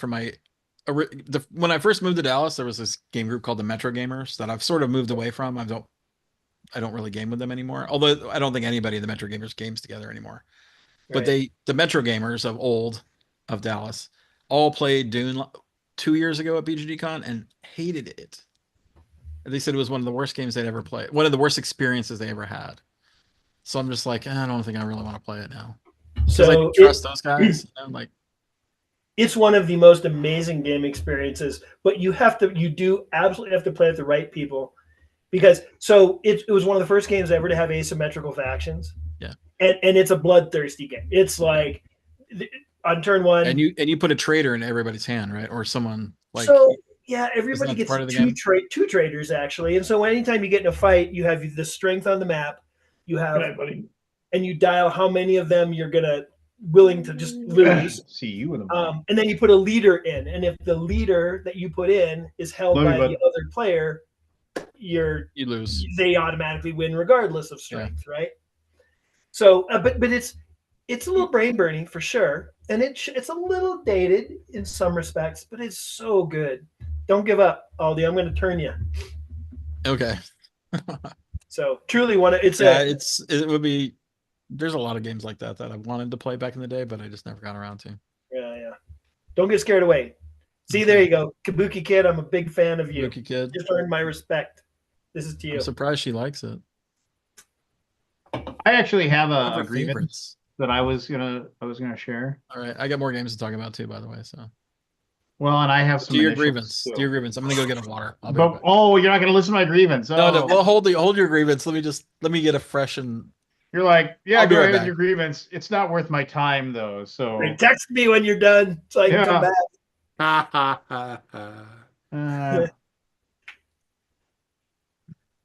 Matt, and I know this is gonna be, nobody's gonna know what I'm talking about, but Matt will. Thanks for letting me know about that. He hasn't mentioned anything to me, so no, I'm not surprised. We can talk about it later, but we can, and and it's absolutely something where I think, I know I have a meeting with him tomorrow, so and I will talk to him about it. I mean, I won't, but you can just say you saw it because it's public, so yeah. So anyway.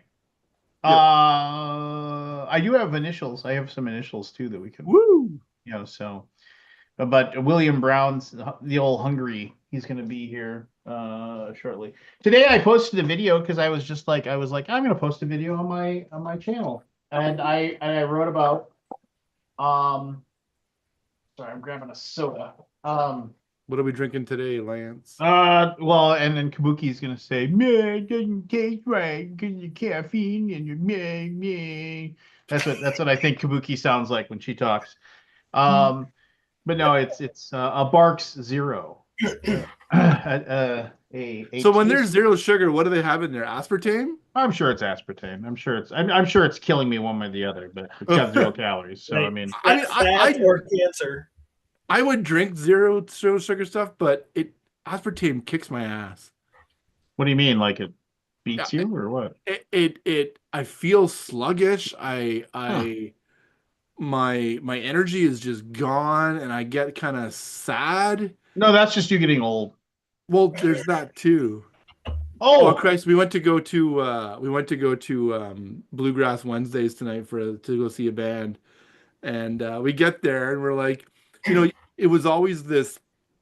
You go in, you pay your $10 cash, and then you go sit down, and it was just like this tiny little hole in the wall. So we get there, and it's like we've seen this band before. And then the girl behind the counter is like, "Is there anybody else that has tickets?" We saw people that were scanning their cell phones. I'm like, "Oh yeah, we just wanted to buy some tickets." She's like, "We're sold out. Sorry." Oh. I'm like, "Oh, I guess you can buy tickets online now. I guess we'll have to do that next time." All right. So I have to show off a Christmas gift I got. Yeah. Before you start, Lance. Sorry. Oh well, I only host the damn thing. Maybe I could. Did Lincoln give you that? No, it's a hockey jersey. Yeah, those are super cool. Yeah, it's a geeky jerseys. Do you guys know? Yeah, geeky jerseys. Yeah. Oh my god, they're amazing. Look at this thing. That's where Lincoln gets his ones done, eh? Yeah, I told him to call them to get sponsorship. No, it isn't. Sadly, it isn't a real Japanese hockey team. God, that'd be amazing. No, Geeky Jerseys has But this is a hockey. stuff. They ran out of regular sizes. So I got a goalie jersey. It's massive. Hey, when I played hockey, I on played me. goalie.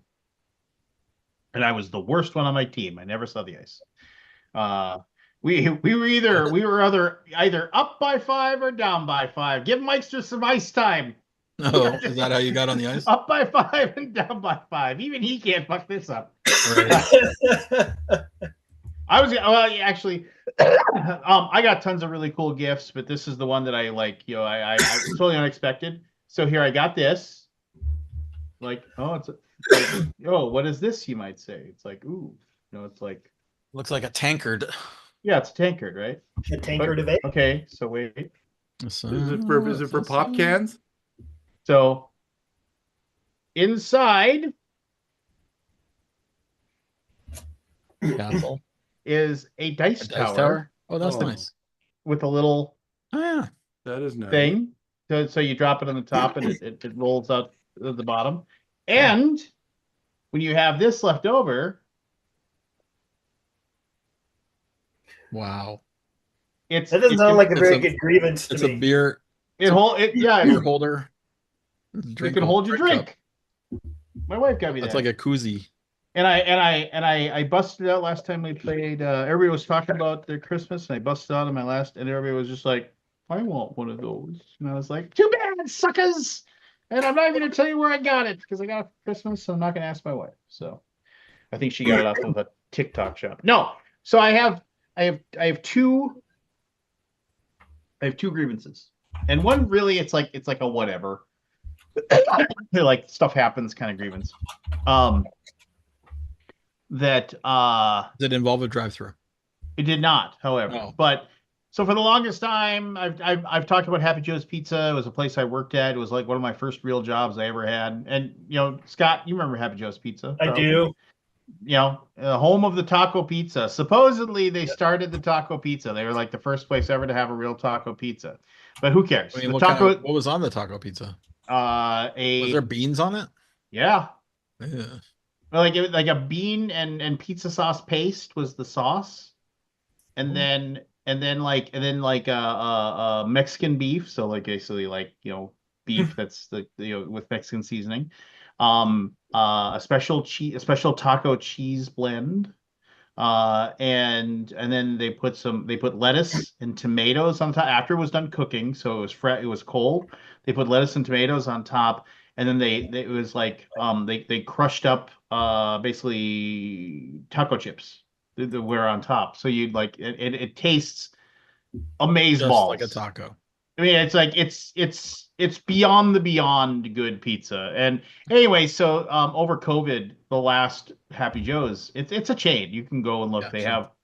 But the last Happy Joe's in Fargo Moorhead closed, and the owners that I actually knew, I'd worked for them. I would run into them every once in a while. Mike and Cheryl Post, I'd run into them every once in a while, and they basically couldn't find anybody that wanted to take it over, and they just eventually said, yeah, we're just not going to do it anymore, and it's just because they wanted to retire.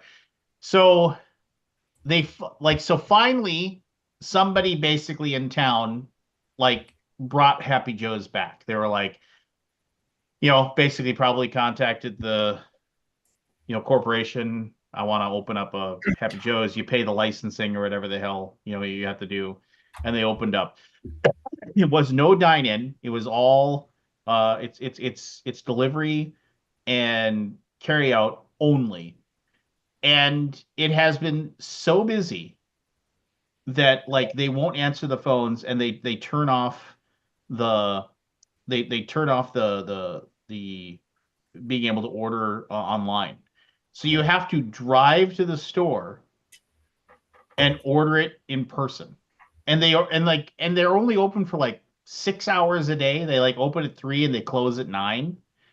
And so I've tried to go there and get pizza now a few times, and it's it is the most, and it's fine, they're just busy, right? And you can't. But one day I recently drove there and I got there at 6 or 6:30, they had several hours that they were still going to be open. I pull up and there's like wall to wall people inside this like carryout thing. So I come in and they said, and I was like, hey, and they're like, what's your order number? And I said, I don't have an order number. I will order something. Oh, we stopped taking orders at 6. I was like, what do you mean you stopped taking orders at 6? And it's going to take us the rest of the day to like get all the other pizzas done. And I was like, you're open for 3 more hours. And I was like, yeah. I was like, well, I guess I'll come back in March. Wow. Yeah. I mean, and it's just like at some point, like if you are so busy that you basically have to tell. And I wasn't the only person. There was multiple people. They'd walk in. They'd say, "Have you placed an order earlier?" No. Well, we can't take your order. And like people were just like, it was like a turnstile. It's like at some point somebody has to say, "What can we do to like Make more money and make like more actually money make more pizzas. and make more Like, pizza?" can we get another oven, like second oven, and double our capacity? I mean, come on. Lance, get off this call right now and call Happy Joe's Pizza corporate offices about opening a second location in Fargo. Yeah, I ain't gonna do that.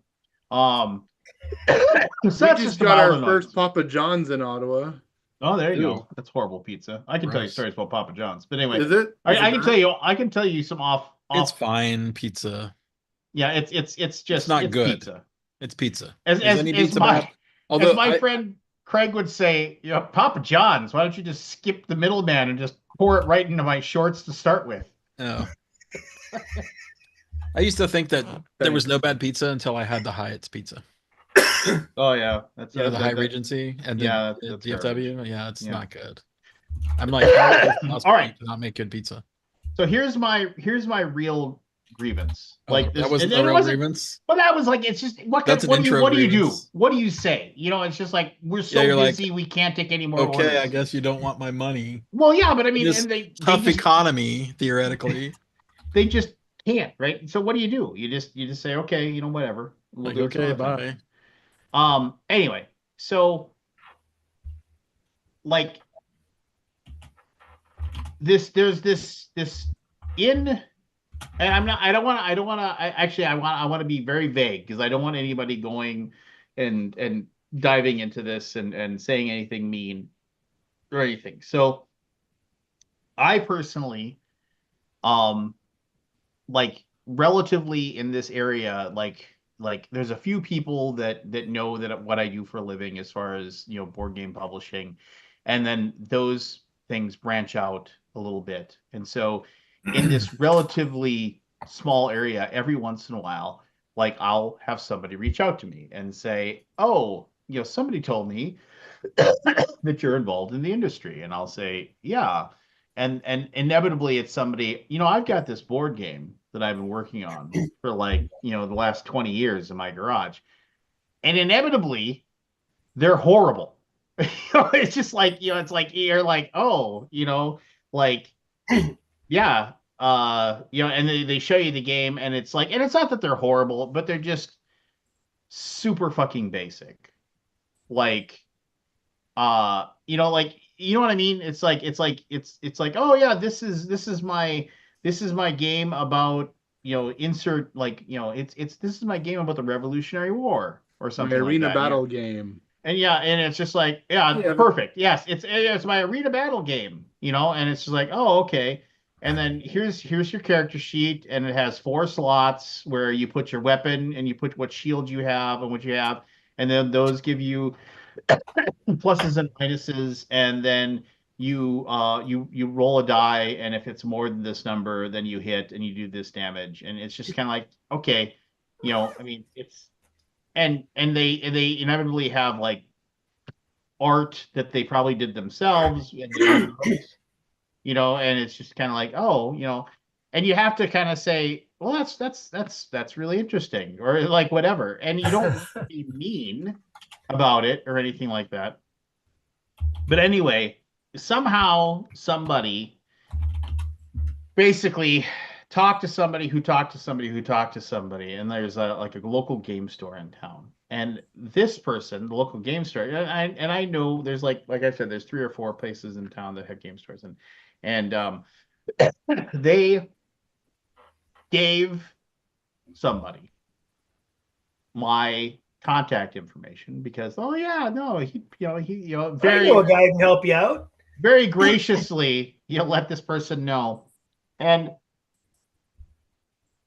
to their credit, they have a company that, and they have like 7 or 8 games and to their in their library of things, and they hand make them, like they put them together themselves, and they it's one of those things where it's like, oh well, it's like, and right now, like they go to like local flea markets and things like that or whatever, and they sell these handmade items that they have, and it's just kind of like, oh well, and they probably have this mentality of like, oh, it's like I really like take these games, and if I could just find somebody that like I could work with that like sells thousands of games, like I could sell more than like the 100 or so games that I've sold, and I could this could be my job. I could be like making these things, but ultimately one of the problems is that it's just like those games are all like they're like a weird a silly take that card game that has 80 cards that is just like a weird version of hot potato, that's but it's got a kooky theme, an arena battle game, they're like and so it's stuff like that, and it's like, and so I ended up wasting, and I don't mean, and I tried to be nice to this guy as much as I could. It was like, but literally it was like a phone call out of nowhere. And I was like, 701 number. So it's my area code. And I was just like, I was like, all right. And I didn't answer it. And I don't have one of 12 people. and my voicemail is full, so you can't leave me a voicemail, and I wouldn't check it anyway. But then like they texted me and said, oh hey, I'm a friend of this person, and they suggest I talk to you about this. Do you have some time? And so I kind of texted back. I was like, well, I'm really busy, but like I could spare some time on this day. And man, it was like almost 2 hours of wasted time of like trying to explain, like people going in depth talking to me about the games that they have, and I'm trying. I didn't know how to explain how, like, I was like that the games weren't good enough to like be at a level, and it was always going back. Well, yeah, but I like we sell lots of these, and I was like, when you say you sell lots, how many do you sell? And they gave me a number that was like less than 3 digits, and I was just like, and that's really cool that people are, and that's nice, but I was like, I can tell you right now that like there's games that are coming out every week that are, and they weren't a jerk about it, but it was also just this kind of like plaintive, like, well, what do you think I should do? And I was like, I don't know. And you don't want to say, I don't know, make better games, I mean, it's like Go to Kickstarter. well, no, they had gone to Kickstarter. It's like, oh, we had a Kickstarter. It was successful, and I was like, cool. What was the Kickstarter? And I went, and it was like they had a funding goal of like $500, and they funded it like 517. And I was like, well, that's really cool, And I was like, and they're just like, oh, it's like, it's like here's Evans here. Here's After the Empire. We did two, and we made like 600 grand. Just and you don't want to be you don't want to be mean, but you're just kind of like, you do realize like other games that exist out there, and they talked about other games that they played that are like modern designer board games that are like have way more in-depth rules and things, and I'm just like, and I don't know, it was weird. I was like, you do see the disparity between your design and something that we publish, and it's like, well, and he's like, do you think you'd like want to maybe like buy all of the designs I had and you could just do whatever you want with them. And I was like, no. And I finally said, I was like, if I brought these to my boss, he would say no, and he'd ask me why am I wasting his time. Yeah. And then So that's the most valuable statement there, I think, because I think I'll say we do a disservice to folks when they don't know how to pitch, or they don't have the right product, or they don't know how to put together a good game design, right? And that comes from, I think, my years of being a manager and a leader, which is you when I would have to let people go, I would feel pretty good about it because I knew that this career they were in wasn't going to take them to where they wanted to be, and every day they spent in that job was a waste of their life essence, doing something that wasn't down the path of what was ultimately going to be successful and make them happy. And so, maybe that's a little esoteric, but I truly believe that. And so, when someone pitches a game to me, I'll give them pretty direct feedback about it, right? About how to pitch, how they're, and I'm just trying. That to me is helping them. And so, oh yeah, I think we owe that, right? I mean, you do have to rip the Band-Aid, but I mean, the Minnesota Nice, like, you don't want to like. Wait, have you been stringing me along this whole time? Do I actually suck and you just haven't told me? No. Yeah. What's the movie Big Short when the guys are in the lobby and they meet with the guy and he's just like, so we started with like 300,000 and we've built it up to 37 million. So we're getting really good returns. And he's just like, yeah, but that's really awesome. But you're a little under what we're looking for a minimum as far as bringing on you to a brokerage. And he's like, oh, what's your minimum? 1.5 billion. And he's just like, so I mean, once you get, and he's like once you are able to get that 1.463 billion dollars into your portfolio, yeah, give me a call. All right, good talking to you. Yeah. And then they're sitting there like this, and then the we're gonna need you to leave the lobby. Yeah. I think for me, one of the biggest challenges is I used to teach how to pitch because when you start your game out as it's this but in space, it's Slender in space, or it's this but with dwarves, that's rough. And the other is auguring into details, right? Hey, give me a pitch on the theme. What am I doing? What am I dreaming about in this game? Start there, and then I'll let you know if we need to go deeper. I think those are two of the biggest mistakes that people make. And everybody's enthusiastic about their game. Just know that other people aren't, and they have to be made enthusiastic about your game, and especially if you're in the industry because you've been doing it, right? So, yeah.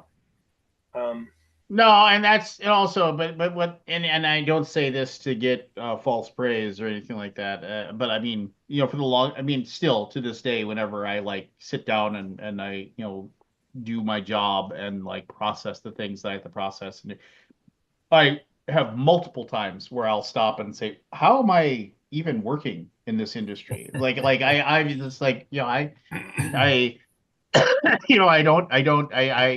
whole little goblin on the chewing away at the back of your head, like where you just think I'm a fucking hack, how did I even get here, just that kind of Imposter thing. syndrome.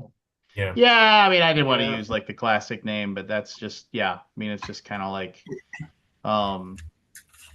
it's one of those things where it's like you want to like take pride in what you do, but you're also just kind of like do I really know what I'm doing? I don't know. But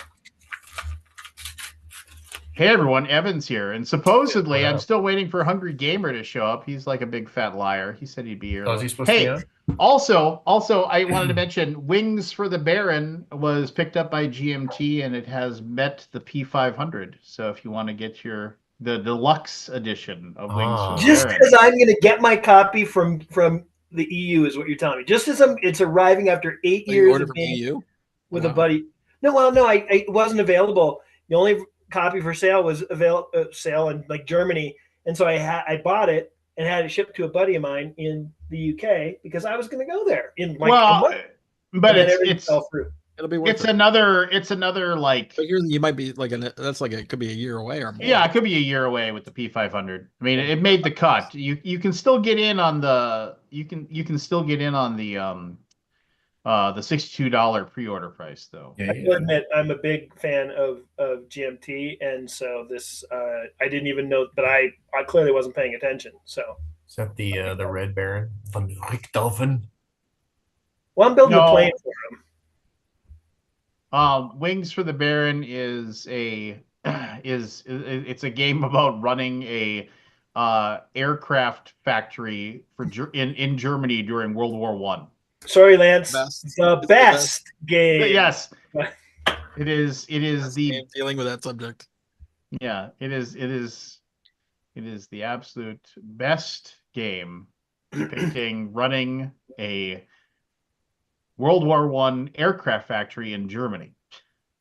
In honor of Alan, but it's the only one. Yes, that's the joke. That's the joke. Yeah. Oh, I still got to do this. I keep so that Founders of Ravik game from Richard Garfield, a 3 to 5 player economic game set on a foreign planet in the away team universe. Like what's that? Nothing. Yeah, it just looks super cool, even though I don't know anything about it. Sounds cool. But it's Richard Garfield. Is it a crowdfunded game? No, it's GMT. It made the cut. Yeah, it has 655 orders. I see. Founders of Ravik. I gotta order that. There's so many, like GMT is like one of the coolest companies ever. Yeah, it is. And they just keep plugging along. And and I love the fact that you have in these things, like they have all these games that make the cut in P500, but it doesn't mean anything until they actually like finish it and do something. So if you've never done a P500, what you do is you basically tell them, I want to buy this. You actually have to pay for it. You don't give them any money. You say, I want to buy this, and you. So what happens if you don't pay?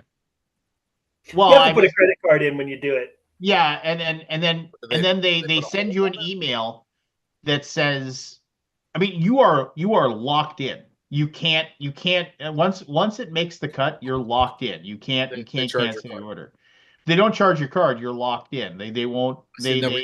But okay, because you have an authorization that just basically exists. I mean, it's a weird thing. It doesn't last forever though. Yeah, I mean, interesting. I'm curious. They last a long time, but the modern era, there's like no. Anyway. Oh yeah, you could totally get around it. You could cancel your card, and there's ways to get around it. But I mean, the thing is that they have such a great relationship with their fans. Yeah, sure. Right. That I think they just don't have to deal with that garbage, right? But anyway, and then they let you know they sent you an email saying, we're charging cards on this day for this game because we are pushing the button to produce it. So, and then you wait, another 9 to 12 months, Well, now you're depressing me because I just literally went and P500'd Wings for the Baron while we're sitting here talking. So I've gone from 0 copies to I'm going to have 2 copies of it now. Wait, then you have one. Well, you'll have the deluxe version. However, well, I know now. I'm normally not a deluxe guy in that sense. In that, one of the things I love about GMT, like Space Empires 4X, is one of my favorite games. It's a great game, but the table presence is it's a whole bunch of counters on a table, right? I'd like to say that Plum Island Horror is a fantastic game from GMT. Good one. And there is a expansion. Blitzman game as well. Yep. And there is an expansion that made the cut. The P500 made the cut. So, if that's something that you're interested in, what was the other thing? Oh, so And I'm sure there's people out there that have already watched a ton of it, and they're like, "Really? You just started watching that show, you nerd? Why didn't you watch it? I was there minute one that it existed." But my wife and I started watching Only Murders in the Building, Oh yeah. and yeah, that is an extremely solid show. I don't want to give anything away. I hear good things. We got done with the first season. It is something where they it's just really well done. I mean, all of them. I mean, it's fun to see Steve Martin and Martin Short, bounce off of each other. First season with Nathan Lane, just like, and anytime I get to see Nathan Lane act in anything, he's so good at everything he does. Yeah, I just really, really good. Really, really good show. It's on Hulu. If you haven't started watching it, I would strongly, strongly Picked up suggest the it. board game at BGG-Con. Did you? Yeah. Because Michelle's a real big fan of the show. Yeah, I've seen I don't want to give I it. could not get into season 2. Something pushed me away from it. I'm not sure why. Can I Okay, recommend? and I don't want. This isn't a spoiler. There is an episode in season 1. There is a character that is deaf, and there is one episode where basically the entire almost like 90% of the episode is seen is it you experience it as that character, and everything is quiet throughout the entire thing, and you experience it as the character that is deaf. And I thought it was just brilliant. I thought it was and Good episode. it was they definitely tried really hard to just be smart and funny and depth to the different characters. Another TV show Well, I are we going to started. talk about board games, or are we moving on? Like, We're going to talk about board games. I want to talk board about games. it's my goddamn channel. I know, I'll but talk we're about just the like, TV shows. you take a breath. Well, take a breath, really, from you. You've been talking for Like like if I let you talk, you'll talk for like 30 minutes all by yourself. crap. You were You not. just stare at a mirror. Says the guy who posts I mean, we did hour-long too- videos on YouTube I don't know what you're talking of about. himself just talking to the camera. No, Lance, let's hear about the next show, please. Shut your. Oh, don't patronize me. No. So my father-in-law over Christmas, he mentioned that he had watched a show, and I had seen the name, and I was like, really, that's the name of the show? But it was a show called Landman. And I was like, fucking awesome show. I was like, what is? It was like, what is this? And it's like, and he's like, oh yeah, it's got that one guy. And I was like, and he tried to tell me, I was like, Billy Bob Thornton. And he's like, yeah, And John Hamm's in it too, right? yeah. He's like, yeah, he's an oil guy in The Taylor Sheridan show. Have you watched the episode with Jerry Jones? So I haven't got there. I've only gotten to like episode 3. But I was just like, so I started watching this. I wanted to say, you said the paper money in Firefly is the best paper money I've seen in any board game.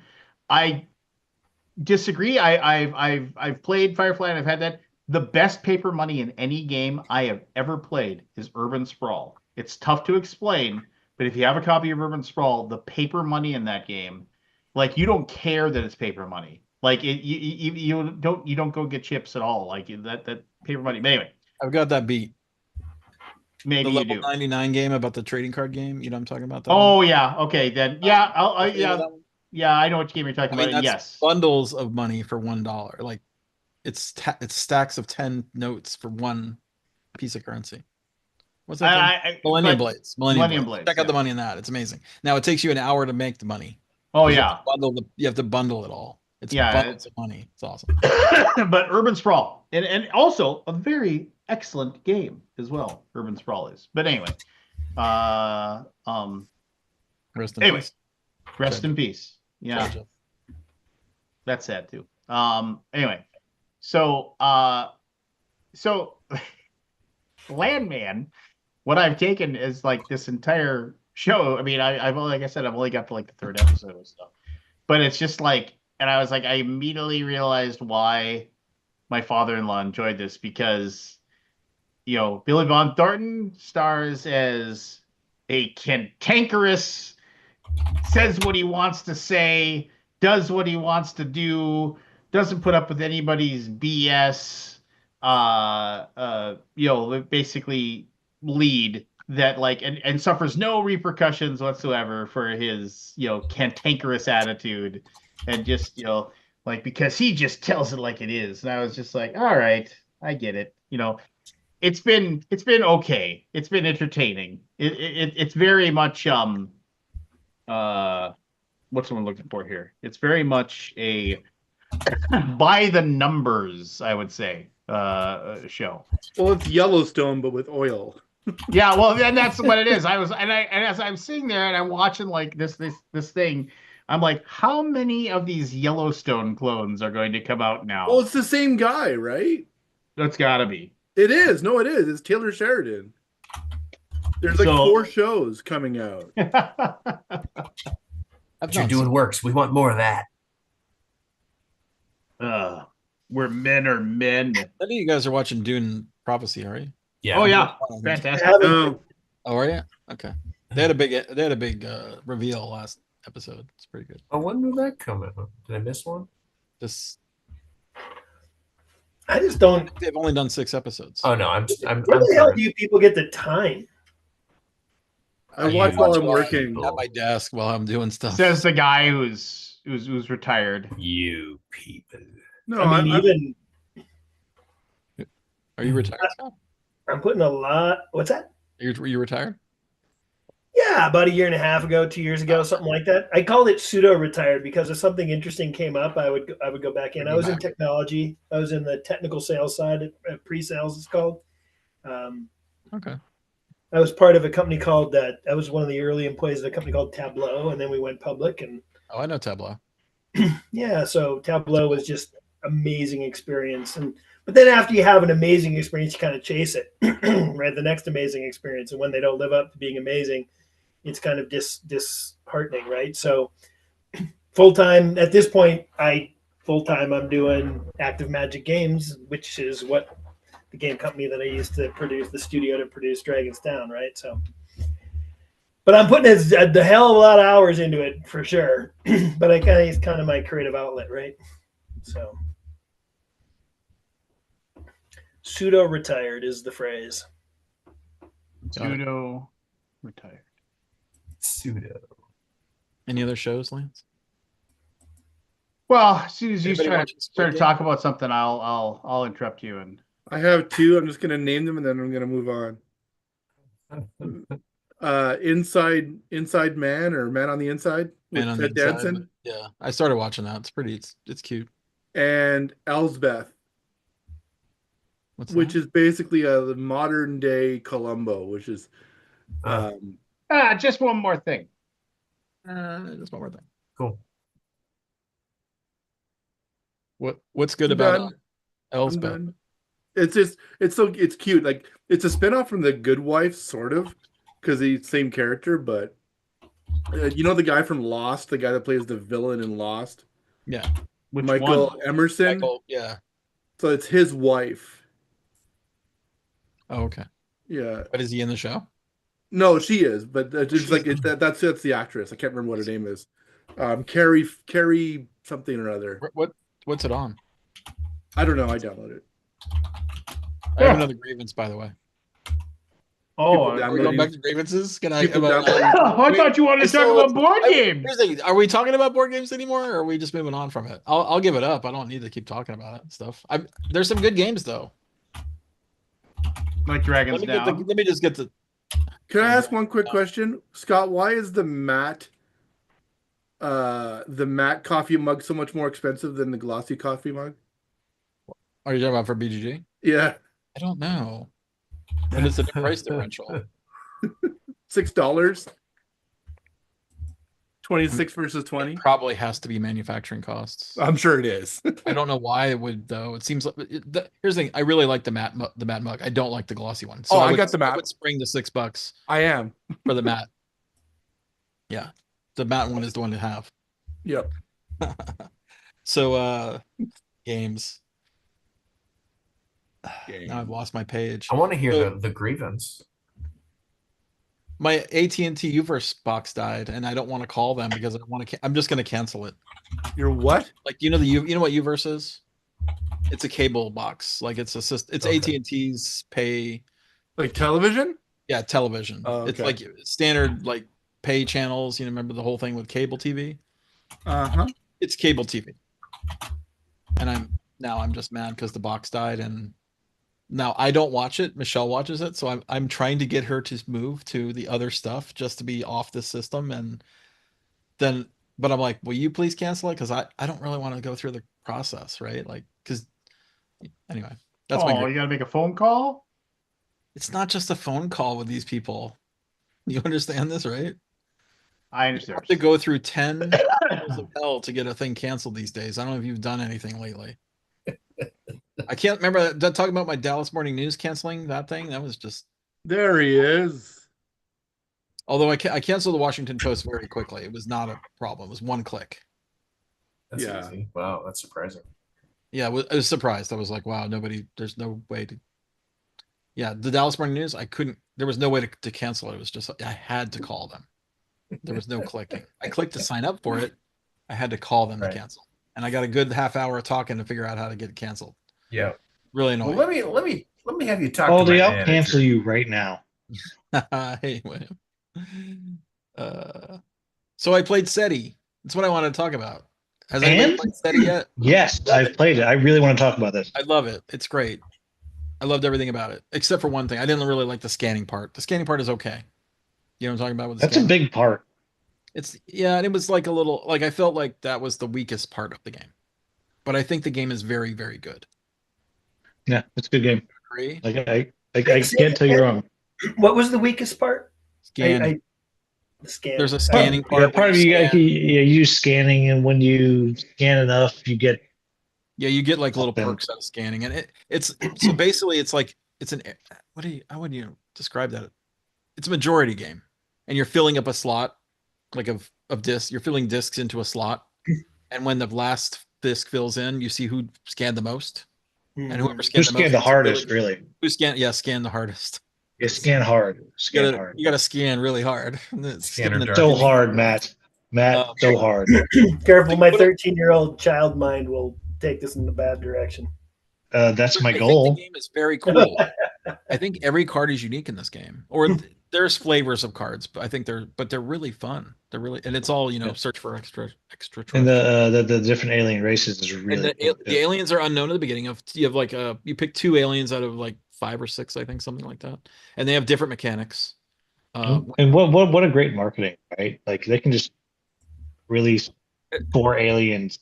Yeah, no, it's got a lot of potential for expansion. And then you launch probes, and then you're going to the planets, and you're either going to the planets in the solar system, or you're going to the outer part of solar system, or you're trying to visit the aliens and make contact. Really nice. There's a lot of good pieces of this game. Like it's pretty great. Yeah, and I mean the whole board, the rotating thing is. The board rotates, so it has like and you can get pushed by the gravitational forces, which can save you like a turn. To it like the gravity can move you. Like eventually you want to go that way, but the gravity will push you off the edge of the map or whatever. That's fun. There's just a lot of good things about it, and the whole. I don't know if I want to spoil any of the aliens, but one of the aliens required us to take samples of the alien and bring it back to Earth, which was that's not a horror movie. No, but I wanted it to be a horror movie. I wanted to have a horror movie aspect to it. Because that was the first time I played, that was the same one of the aliens that we had, and that was a total thing. It's like, yeah, I'm going to take that back to Earth. Yeah, totally, absolutely, I'm going to do that. but it is a Euro, and so if you don't like Euros, I would not recommend it for a person who doesn't like Euros. It's all about no dragons down, is all I'm saying. No. So I guess you know who I am then, William. I do. Oh, I'm Hungry Gamer. Yeah, I know you are. I Oh, saw. I okay. watched your video. It was good. I am aware of you. Even though Oh, we'll have, Lance, are you here? Oh my God, the Undead Vikings here. Oh my we'll God. have to have a thumb wrestle about the rule book. I have two So more games to talk about. That's fair, and I will have that wrestle with you. But once I figured it out, I had a really good time. That's great. That's what matters. Yep. So So Lance is one of the only people that I make 100% sure to see every single con I go to. And you're kind enough to bring me drinks. I didn't realize I was your boss. I'd never met your boss. When I was like, here you go. He's like, what is that? He's probably just sad he didn't get any. So. Yeah. But so the best part I about PAX, always have to seek out Lance, though. Lance never seeks out me. Is it the same way for you, or does he put in effort? oh well, I mean, look, he's working real hard, and he did send one of I'm his usually minions. sitting at a booth. Yeah, he did send one of his minions at Gen Con over to me at another booth to send him the alcohol that I had in my bag. So I By felt I minion, was you mean touched. his daughter or a coworker? I have no idea. That was a Gen Con. But the other best part about Lance is at PAX there was a booth like diagonally across the way that had sold nothing, and we were watching as they were selling stuff the whole time, and it was Yeah. it was glorious. I didn't. Yeah, I felt bad for that guy, but maybe he Was he sold. not getting traffic, or he wasn't getting buyers? I mean, there's a lot of people that stop by, but like you notice that his stacks never got lower. Maybe they I don't know. Maybe he sold tons and I just didn't notice. Maybe he did a deal with the devil, and it's like a what's the bag from D&D where it's Bag of holding. No, it's never ending. Yeah, but like say what you want about Lance. I'm gonna let you all say what you want about Lance in a moment. Well, here's Gray what I Fox. think about. Oh, Well, hold on. Gray Fox, like you go to a con, their stuff is priced to move. Like their deals are great. Yeah. how is that All right, Evan. complimenting Lance? Really, you're complimenting the company. Well, I assume that's Lance doing it. Can we do initials? I'm gonna turn into a pumpkin soon. Oh my gosh. Well, let Evan say what he wants to say about Lance. Like we're here for this. no, I didn't actually have anything. So I was trying to give Evan an out, but No, he deserves nothing, Matt. Nothing. Deserves nothing. No quarter. All right, let's do some initials. Yeah, I'm here for this. We can get back to board games after. I'm gonna. It's okay. I'm so bad at initials. I'm done with the talking about the board games part. Oh, I'm sorry, Scott. I mean, no one cares about board games in this group. I mean, it's fine. I can take a hint. No, we do. I can't. I don't think so. What are the initials? Aldi, I go to your website every day. I know. Simmer down. I'm on it right Kidding. fucking now. Okay, kiss up. All right, I'll talk while Lance is gone. Creature Caravan by do you know this one? Oh, It's great. by TT. Great. Red Red Raven games. Yeah. It's pretty yeah. cool. It's a tableau builder. One of the best I've ever played of a tableau builder. The only drawback, I guess, it's a solo game. Like there's a minor amount of interaction, like very minor, but it's basically you're playing on your own. What's You're the not- game? It's a little. It can be kind of like luck. Like sometimes you can't get the crap you want, but like whatever. It's really good. I love it. I got 0 cool characters, and the last time I played it was a little miffed. But the guy across from me got 175 points, and I'm like, I scored like 60. It's Well, called you're a loser. Creature Caravan. Yeah, you just got to draw cards. It's one of those card cycling games where you can use cards to buy cards. Yeah. And Yeah, it's one of the really games good. we played I mean, on New it's Year's Day I delightful. really liked was The Gang. Oh yeah, the poker. Don't get me started on the gang, man. Don't get me started. Like, I'm not a poker player, but Yeah. That's why you liked it. It was evident in don't like it? one round because I totally thought I'm like, we win. He's like, Matt, your You don't- hand is better than You've the got rest of a us. full house, and it's like the best. Yeah, thing. it's like, oh, is it? Oh. So here's my issue with the gang, and then we can do your initial. But look, if you played a lot of poker, it doesn't match poker No, it doesn't. because like last time when I played, I came in with 7-2 unsuited. If I was playing poker, you know what I would do? Fold. I'd be out. Right. But you took the one chip then. Right. Well, I did, but then I wound up being like the best with Right. like a pair of And that shouldn't twos at happen. the end. But that's the And communication you have to put no, by upgrading your hand. no, No? nope, nope, nope. I was angry at it. It didn't help that one of the people that I was playing with was just like super alpha with like how you had to communicate. Yeah, yeah. Like Well, the rules say super. you're not allowed to talk, right? Oh, does it? I don't know. He I taught don't know. us. So here's the thing. When I was playing, Eric Martin came by and said, "You're not playing correctly." And I'm like, "How do you play?" He goes, "You just take the chips. You just take the chips. You don't even say anything. You just grab chips. Oh, Like if you're you the know one, what? you grab the chip from the person that took the one. That's how. I would have been more into that because the dude was just like There's super no intense. there's no table talk. You're not really allowed to. Okay. All right. If that's It's how not it's a supposed to be played, negotiation game. I Yeah, it's not a negotiation game. It's a grab chips and then they might grab it back from you or like that kind. It's you that's how it works. But okay. All right. played All right. I'll play it again then. wrong too and had perfectly good time. But we didn't have the alpha poker player. Oh well, no, he wasn't even like a good poker player. He was like, this is alpha communication. Oh, I see. I was so miserable. I was like, all right, That's dude. miserable. Yeah, But yeah. did you You got to guys play see? it in silence and then Did you see that revelate your victory. the wildfires are so bad in LA? I mean, they're just horrible. It's unreal. It's unreal. Yeah. I can't But- even like.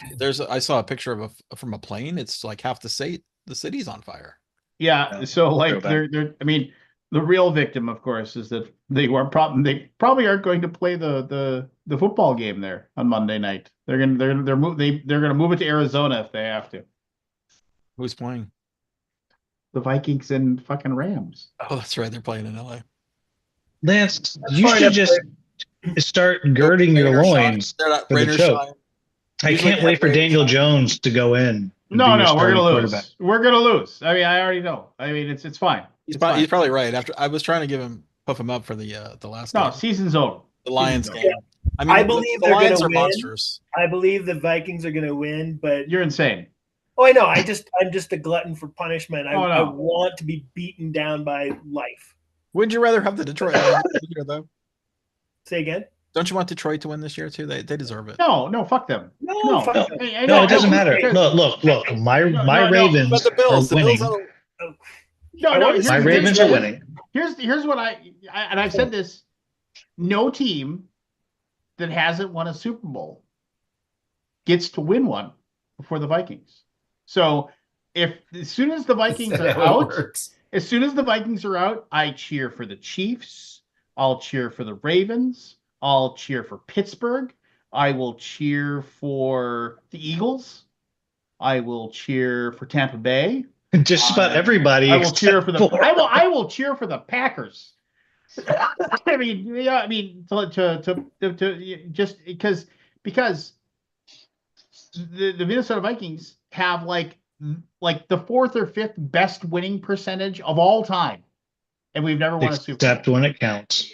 Yeah, except when it counts. Just that's what your wife was telling Love me that about. the you. Chiefs. Lance hates Gary Anderson.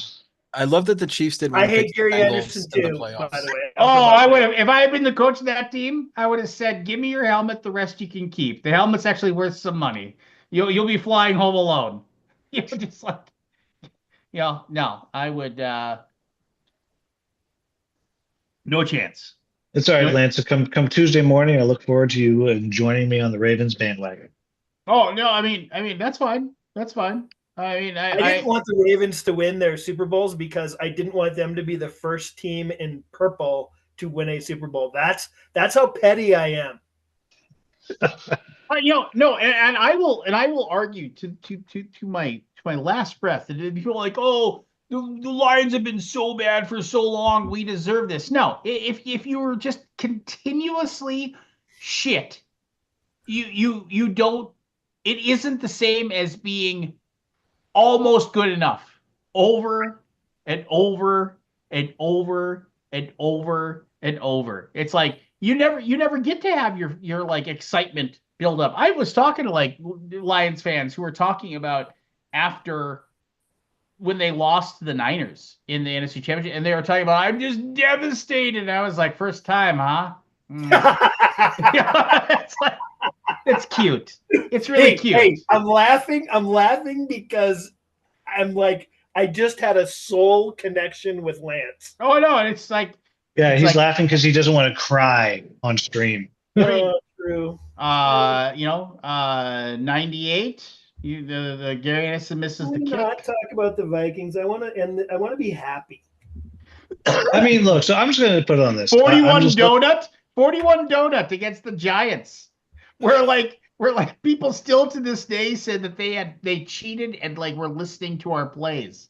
Because the idea that we just didn't score any points in the NFC Championship game is just like, how about the fact that we have the Minneapolis Miracle where we're just like, yes, we're the team of fucking destiny. This is it. And then we go to the Eagles and we're like, we're just gonna fucking kill the Eagles, and we get the ball and we just march down the field and we get a touchdown. I'm like, oh my God, we are crushing this team. And that's the last points we scored.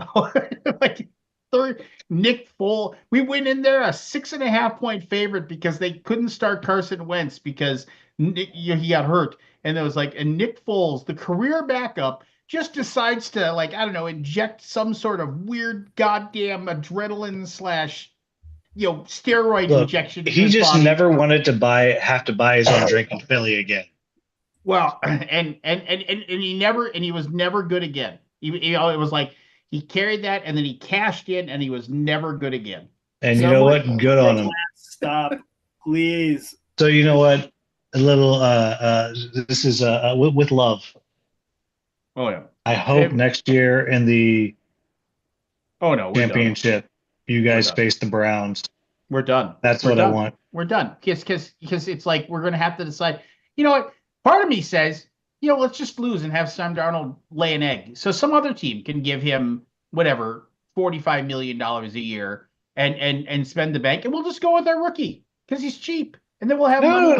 You'll go with Daniel Jones. It'll be great. No, he'll back. We're not signing Daniel Jones. I will. You have him. No, you have him, and he's on the roster. And you know why he's on the roster? You know why he's on the 53-man roster? So when he gets signed by somebody else, we'll get compensatory picks for him. That is the only reason we moved him up. So if somebody there's going to be injuries, and fourth quarter, down by 3, Daniel Jones is going to go in. That's all you're going to have. I mean, that's fine. Whatever. For the love of God, can I mention a game? Okay, let's do. We're gonna do initials here. I'm a first timer. I'm a noob. So I have a list of 15 things, person, places, things, sayings, whatever, that all have the same initials, and then I have 6 clues for each item. And then I will read off the clues one by one. They start being very vague and they get more and more specific as it goes. Okay. If you think you know what the answer is, you say your name is your buzzer. We have to say Aldi. You have to say Aldi. You can say Scott. And then you make a guess. If you're right, you get a point. If you're wrong, you can't guess again for that item. You're out for that item. And then we move on to the next one. Whoever gets the most points wins. And the only shame is if you lose to me because I'm really bad at it. And I'm waiting for Aldi to get back so we can actually do this. So you're gonna start naming things, and I'm trying to figure out the initials. What am I trying to figure out? I'll give you the initials. I'll tell you what the initials are. But then you have to. So that's your clue. Where did Aldi go? Jesus. He really had to poop. I don't know. Yeah. I'm back. Thanks. All right, here we go. Tonight's initials. Evan's not here. Oh, God damn it, Evan. So I have a grievance while Evan's away. Oh, there he is. Never mind. All right, here we go. All right. Tonight's initials. And you can't Google. You can't do anything. You're on your honor. That's right, Evan. Quit cheating. You can write down things that you think might be answers. Just give a bit. Tonight's initials are P,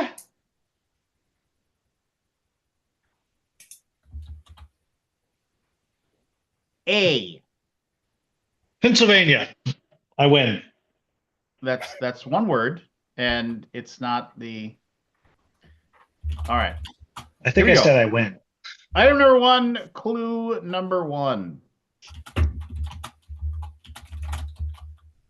His first name is actually Hunter, and he was born in 1945.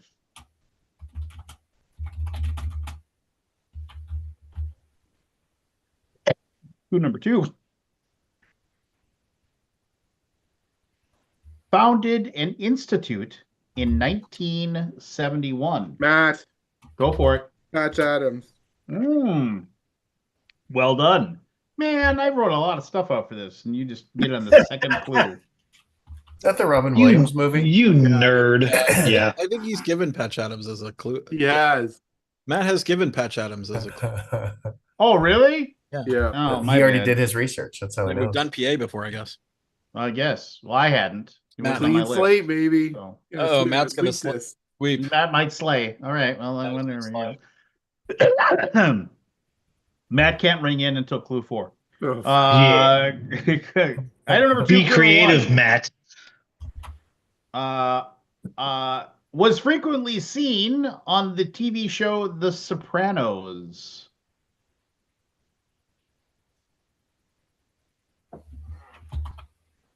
Clue number 2.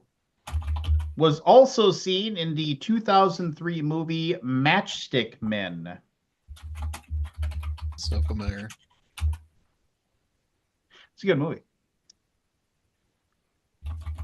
Clue number 3. This is more common with women. Quit typing, Scott, and pay attention. I'm sorry. I'm answering questions on the campaign. Because I got no idea. I'm doing my best. Clue number 4. This involves sweating. Scott, Yeah. panic attack.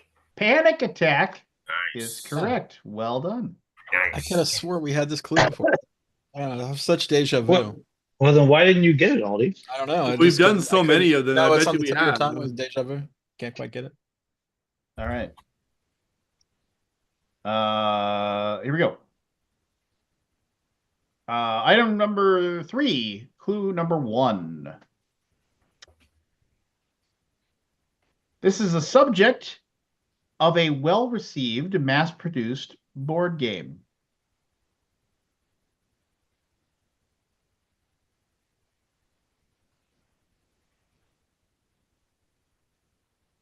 This was a short-lived ABC drama starring Margot Robbie.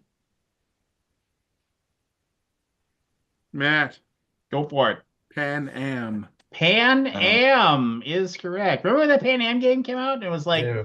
and like it was like hobby shops or something made it, and they printed like 100,000 copies of it or whatever. It wasn't Yeah, bad. it was hot. It was hot shit for a minute. Wasn't that the Prospero Hall game? Wasn't one of those? Might have been, yeah. Oh, But yeah, it wasn't bad. It wasn't like, life changing or anything, but it was enjoyable. it got the job done. It got the job done. It's no Empire's End. Exactly. Four of us, after the Empire. Anyway. No, Emperor Yeah, that too. The Robert D. Clare game. Empire's End is John DeClaire game, yeah. It is. You know, Did I and say and, Robert I'm- Clare? John DeClaire. and to be fair, I do like After the Empire better. It's two That's- different that- games. Completely. They're very Well, Matt Paquette, shut your filthy mouth. I'm trying to compliment Lance and Evan here. All right, here we go. Clue number 1. This term was first used in the first decade of the 20th century.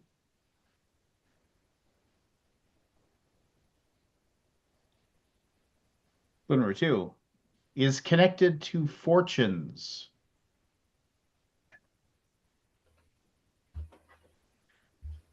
Clue number 3 is the title of a Roy Orbison song. Oh, come on. Evan and I are way too young. Clue number 4. I'd like to tell William to go screw himself for making that rude remark. Clue number 4. However true it may be. Clue number 4. Connected to coins. Matt. Go for it. Penny Annie. Clue Pretty good. number 5. is among the most popular and longest running web comics? Fuck. Aldi. Evan. Dang Aldi. it. Evan. Will. Evan. Penny Arcade is Evan. correct. I had that on my Your list. mental list? I didn't get it until the fourth clue though. All right, here we go. Mental list. Stop writing things down. Clue The item red number herring. next item. Clue number 1. Professor Paul Kurtz compares this to a primitive form of magic. You know, Paul Kurtz. Yeah. Everyone knows Paul Kurtz. I mean, yeah. Kurtz, Paul. You know, I felt like I belonged on this podcast or this stream until like I was intelligent enough to be here. You got Until an this answer. bullshit, right? You got It's an just answer. You got an answer. You got one. That's more than William's ever done. Because I was How having dare a you? panic attack at the A time distant all I can third think last of- time I was on. Thank you very much. All I can think of is Stuart Smalley, and gosh darn it, people like me. Yeah, right. All right. Clue number 2 involves Bigfoot. What was clue number 1? Evan. Oh, sorry. Go ahead. Evan. Oh, never mind. Go ahead. I want to hear clue number 1. Okay, Professor Paul Kurtz compares this to a primitive form of magic. You still in there, Evan? I'll still go for it. Evan. Go for it. Paranormal activity. Well done. Oh my god, Well I'm still done. angry about that. Well done. You know what, Evan? Empire's End's better. That's what I But the thing is that involving Bigfoot is actually a misnomer because Bigfoot is real. So, but anyway, it all makes sense. yeah. Clue number 1 is a college graduate of California. My son's initials are not. Anyway, go on. Clue number 2 has been heard on radio and seen on television. Scott. Go for it. Paul Allen. And clue number 3 started a notable job in 2002. Or I think I can just tell.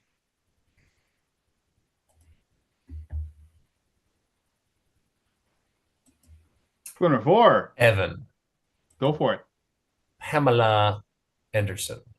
And put a pin in that because I want to say something about that real quick here. Clue number 4 has had a career with the Los Angeles Lakers. Oh.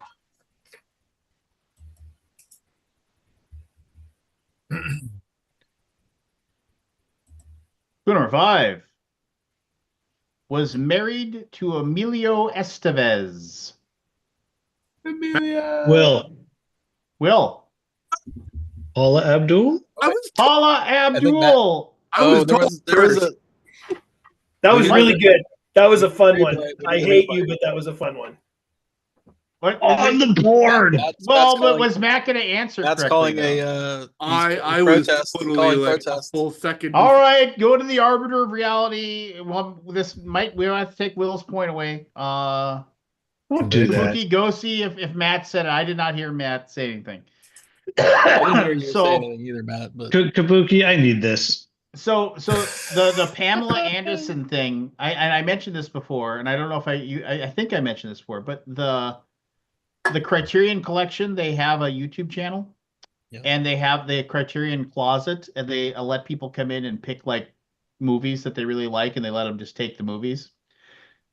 And they had Pamela Anderson on there, and I knew this from before because I'd read interviews where like she's actually like really smart. Like the whole Right, yeah. like her being a bubblehead is completely and totally a thing that she just does. And Go watch it. I mean, it's like it's kind of nice to see, like, and she just talks for like about 25-30 minutes. She talks about all these movies that she really, really enjoys and why she Your enjoys them. lips move, Matt, but there's no sound coming out. Yeah, so Kabuki Kid says Matt's lips move, but there's no sound. So I feel like we both deserve a point.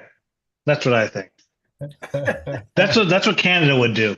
No, no, the It's Canadian Canadian. is going to give it to Will. Oh, That's what you blame- should do. I blame I Canada. accept. I accept. Blame Canada. You know, I heard Canada offered to bring California into Canada, yeah. and I'm down. I I'm can't wait down. until you become an American, Matt. It's gonna be great. Yeah. I thought Canada was going after Greenland. I'll trade me to Canada if Matt wants to take my place in the U.S. So No, we veto. Can I throw out a quick game? Does that affect salary game-related cap? comment to that? Is like I have all these people complaining, on having to pay VAT and this being friendly and that, blah blah blah. I'm sitting here going, I will take healthcare. I'm just saying, right? I'll take healthcare and I'll In exchange for pay- that, right? right? Sorry, little Well, we have mind at the moment. we can have our political rants here in just a little bit. Oh, I'm not gonna. I'm not. Next I'm not item, getting clue number political, I'm one. just- Clue number one all right. has connections to Psycho. Kabuki Kid will make that joke later. Clue number two appeared on the TV show Medium. Aldi, Go for it. Patricia Arquette. Nicely done. Oh, what? Oh, get out of here! Matt should not be allowed to answer either for that. Sworn she was on Medium.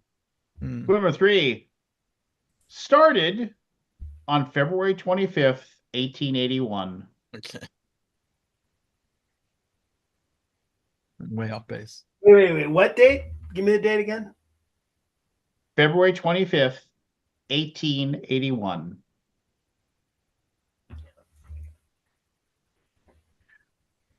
Clue number four. I'm really disappointed in you, Scott, that date didn't just like bring I'm it to you. a history freak, and I got nothing for that day. Clue number four.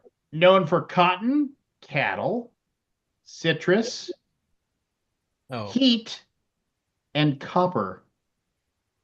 What the hell are you talking about? Known for what? Heat. For cotton, cattle, citrus, heat, and copper. Clue number five.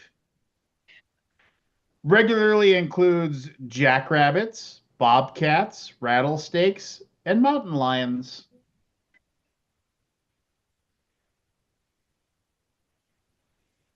Oh, for fuck's sake. Final clue. This city is nicknamed the Valley of the Sun. Scott. Right, sorry, I made the wrong noise. Okay, Scott, what? 5? Oh, I fucked it up. Palo Alto. Evan. What? Palo What'd you Alto. guess, Scott? Palo Alto. Evan. Evan, go. Hold on. What said did you, Scott? What did you Wait, Wait, no, wait, way, wait, that's time Palo out, I'm time not out. going to say it out loud again. It's all on Okay. video. I can't escape it's my getting cut out. shit answer. Okay, who is next? Who is next after Scott? Evan, Think, what do you got right? for me? Right? Yes. Yeah. Is that right? Yeah. Okay. Phoenix, Arizona. Phoenix, Arizona is correct. Not Palo Alto. Not Palo Alto. Bullshit. That's two things. Yeah, I was Palo Alto because I thought it was all like one thing but two words. Technically, I almost said heard- Pennsylvania. yeah, that's- Pennsylvania Oh, Avenue. that's embarrassing for you, Matt. I did that at the beginning of this, and it was wrong then. Yeah, but I'm Canadian. I'm not even American. That's true. That's I'd like true. to publicly apologize. that Pennsylvania they- is on the West Coast, right? Arizona was incorporated. It's over there by Quebec. Yeah. Here we go. Clue number 1. First defined by Colonel William Menninger during World War II. Really? Nobody? Nobody? Oh, come on. Clue number 2. Depending on where you work, This is often found in the office.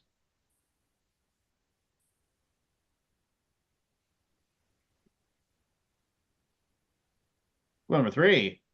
This involves conflict.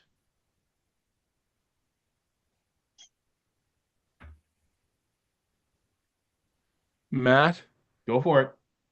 passive aggressive. Passive aggressive is correct. Yes. Okay. What was the first clue again? It was William first Meininger defined by in Colonel World War William II. Menninger during World War II. You know, Yeah, Colonel Menninger. that's true. Yeah, I should have gotten that. Yeah. I was, you I was should've- going more with aggressive if it was during World War II. I'm literally going Panzer Army. You know. Yeah, I thought of Panzer as well, actually. All right, Matt's in the lead. Clue number 1. This is often shortened to just 6 letters.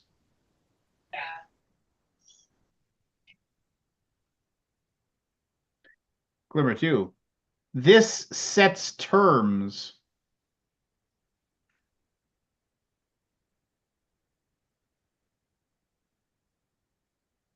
Clue number 3.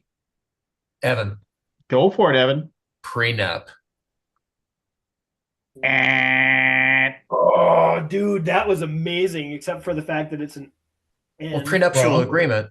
It's PA. Oh, yeah. I mean, can Give it to we him if he's- all Give it to agree him. that Yeah, yeah, No. give it to him. no. Let's just agree that was a terrible guess of it. No. All right, And then. the Clue number rancor 3, with which you connected said it. to money. Will, Evan. prenuptial Will. agreement? All right, Will, way to go, buddy. Yeah, I'm like, Prenup is not the term. Prenup is like the thing that's shortened to 6. Fine, give it to Evan. Evan, you were No. robbed. No, Kabuki Kid, give it to me and Evan. You guys are ridiculous. I'm sorry, because prenup This is isn't give PA. me the gist You know of what? the answer. You need to distribute points however makes you feel good. We all know who won that point. Yes, me. Thank you. Again, Was this Aldi. is not give me the gist of the answer. You have to Okay. give me Exactly. the answer. Okay. All right, here we go. How Number dare you, one. Kabuki Kid? That's my point. Clue number 1. Appeared in the movie Start over. Clue number 1. Appeared in the movie Borat. Evan, Go ahead. Pamela Anderson. Pamela Anderson is correct. I thought that was gonna be so vague that you wouldn't just get it with the one. Yeah, no, he beat me to that one. Never I'm saw upset it. with myself. When I worked at Take Two Video, I got so many people that would call the store and say, "Do you have the Pamela Anderson, Tommy Lee video?" And we had tons of them. We had probably 20 that you could rent. And yeah, and they were like, they wanted to rent it, but it was like they didn't want the stigma of having to go into the back room. And they said, "Well, can you pull it for me and set it aside?" And so then We bought it. yeah. Like, And then it was like I've never seen it. True statement. no, I mean, Well, Lance can rent it to you for only $3.99 for 3 no, I mean, days. it was I mean, it was one of those things where it was like, and they come in and they're like, and they usually ask for me. They're like, "Oh, is Lance here?" I'm like, "Yeah, I'm Lance." Yeah, it's like, "Yeah, I called earlier. I had you set aside a movie for me," and I was like, "Yep, right over here. $7. Thank you." Please wipe it off before you bring it back. And right, I would not want anyone else's hands touching the tape before I got it. Man, there's so many stories about the back Lance room. would use his feet for you, Scott. It's fine. So I can tell. Hey, a super quick true story. Working in a company of about 30,000 people, something like 20,000 people, and somebody's email address was one letter off of an alias that went to about a third of the company, and it was somebody sending a link to that particular video. And of course, then immediately there was a recall email, would like to recall such and such, right? And of course, if you weren't on the system live, it wouldn't get recalled, but you would see both emails listed. And so I was like, huh. And so then there was an email. The third email was, "I'm so sorry about doing this." Da da da da da. And I just told a buddy of mine. I said, 30 minutes from now, that guy's name is not going to be in the directory. And sure enough, 30 minutes later, that guy was not in the directory. Holy shit! Yeah. Yep. Apparently, That sending man's name pornography on the work was email Aldi. address to 10,000 people is a bad thing. So I was talking to Kuki, and that sucks. I mean, that was a bad deal or whatever. They so the back room at the old Take Two video, like seriously, like people didn't realize that, like if you got like first run videotapes back then, I mean they were expensive. They were like, for like, hey, I got, like, I don't know, just a movie in the 90s, It was like a whatever. couple hundred bucks, wasn't it? Yeah, and so one of the things we always did was, it was like, for a new release, it was like, $4 to rent or whatever. Like a normal movie was like $4 to rent, and then we usually would have a thing where it's like, and if you rented it, if you wanted to pay us an extra $5 at that time, in like a month's time, we would sell the movie to you for like another $10. We did that similar thing too. Yeah, because, and then the whole thing is that we knew that we needed like 60 of the movie right away, because everybody would want to come in and rent Jurassic Park or whatever. But then eventually having 60 copies of Jurassic Park was stupid, because nobody wanted to watch it anymore. But you could then pawn it off on those people. So That's great. because the movies would cost you like $100. It was ridiculous how expensive they were. But in comparison, the adult movies, they cost like a brand new one, like of whatever, just insert whatever joke title you want in there. Yeah, no, I think I saw that. Seven Does Vikings. Insert whatever. Yeah. Yeah, insert whatever. Yeah, exactly. Like insert whatever.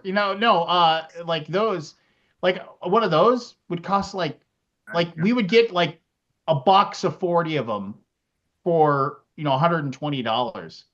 And the tape quality was horrible. I mean, like as far as like the actual, like it would like they'd break and they'd fall apart. But man, but we charged like $7.50 to rent them for a night. And we rented each one of those dozens, if not hundreds of times before they finally fell apart or they got stolen or something like that. Well, because you only really needed to rent them out for about 35 minutes. Oh, dude, don't even start. I mean, people would come back the same day and like and return them, and you were just like, just putting a glove on, and just it was horrible. Anyway, here we go. Clue number one. This is connected to the President of the United States. The current or the incoming? Clue number two. This is connected to the color green.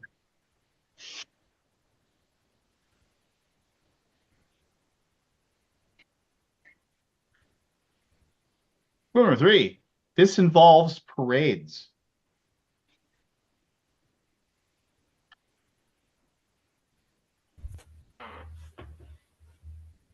Clue number four. This is connected to Pacific and North Carolina.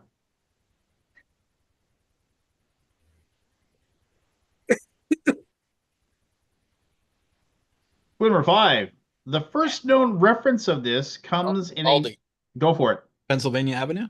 Pennsylvania Avenue is correct. Oh, It's all it's on my That's list. almost as bad as you losing that It prenuptial took a while agreement to point get to me, there. Evan. I was like, It's is that on the- my list. I know, you could put it on my list for me. Dang it. Thanks. All right. Evan. Clue number one. In a Sense debuted in 1984.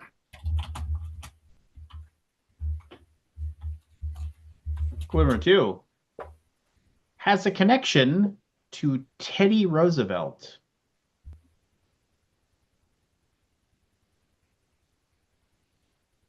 Clue number three. Includes blue oysters. Matt, Go for it. Police Academy. Police Academy. Ba-da-da-da-da-da. Oyster. So Talk about bad movies that are great. The Blue Oyster, good one of the things about the Teddy Roosevelt thing is that when he was when they put him in charge of the police in New York, he was the commissioner. He actually made, like, at that time, police officers were basically drunks, and they like didn't they would like, oh, I'm going out on my beat, and they just go into alleyways and fall asleep. They wouldn't work. And so then he actually formed an academy that you had to go to, and they trained you. It was one of the first things that he did. And it made everybody hate him. And that's why they eventually like moved him off to other things. So, like, it felt the whole Teddy Roosevelt thing of what he did, he just basically made everybody hate him wherever he went. And the reason why he was the vice president and then eventually became the president with the shooting of McKinley was because they just wanted to get rid of him wherever he was, and they were like, just make him the vice president. He won't be able to do anything. He can't, he'll have no power. Get him out of the Senate.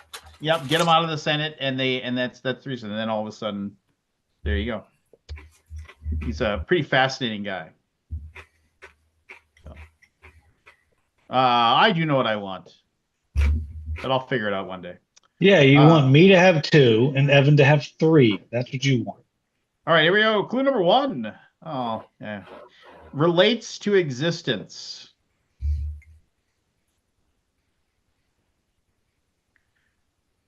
Clue number 2. It is intended to be polite.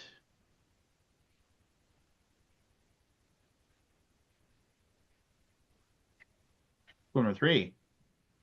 Merriam-Webster says the first known use of this gentle phrase was in the 13th century. I called Merriam.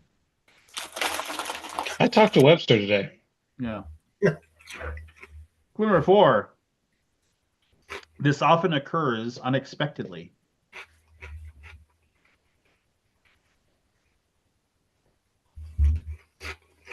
Clue number 5. This often happens to our elders. Matt, Go for it. Pass Away. Pass away. Now I'm like sad that I used that. That's dark. Jesus. Right. Yeah. Alan Lemrick. All right. Final clue. I don't know. Matt's in the lead by 1. Evan can tie. Everybody else is playing for glory. Clue number 1 was the title and theme of one of the last episodes of The Office. But Did somebody say a name? I think Matt was just grunting. Oh, I okay. never Good saw old The Office. Canadian. It's a Canadian maple syrup grunt. Clue number 2. A song with a similar name was released by a British rapper in 2008.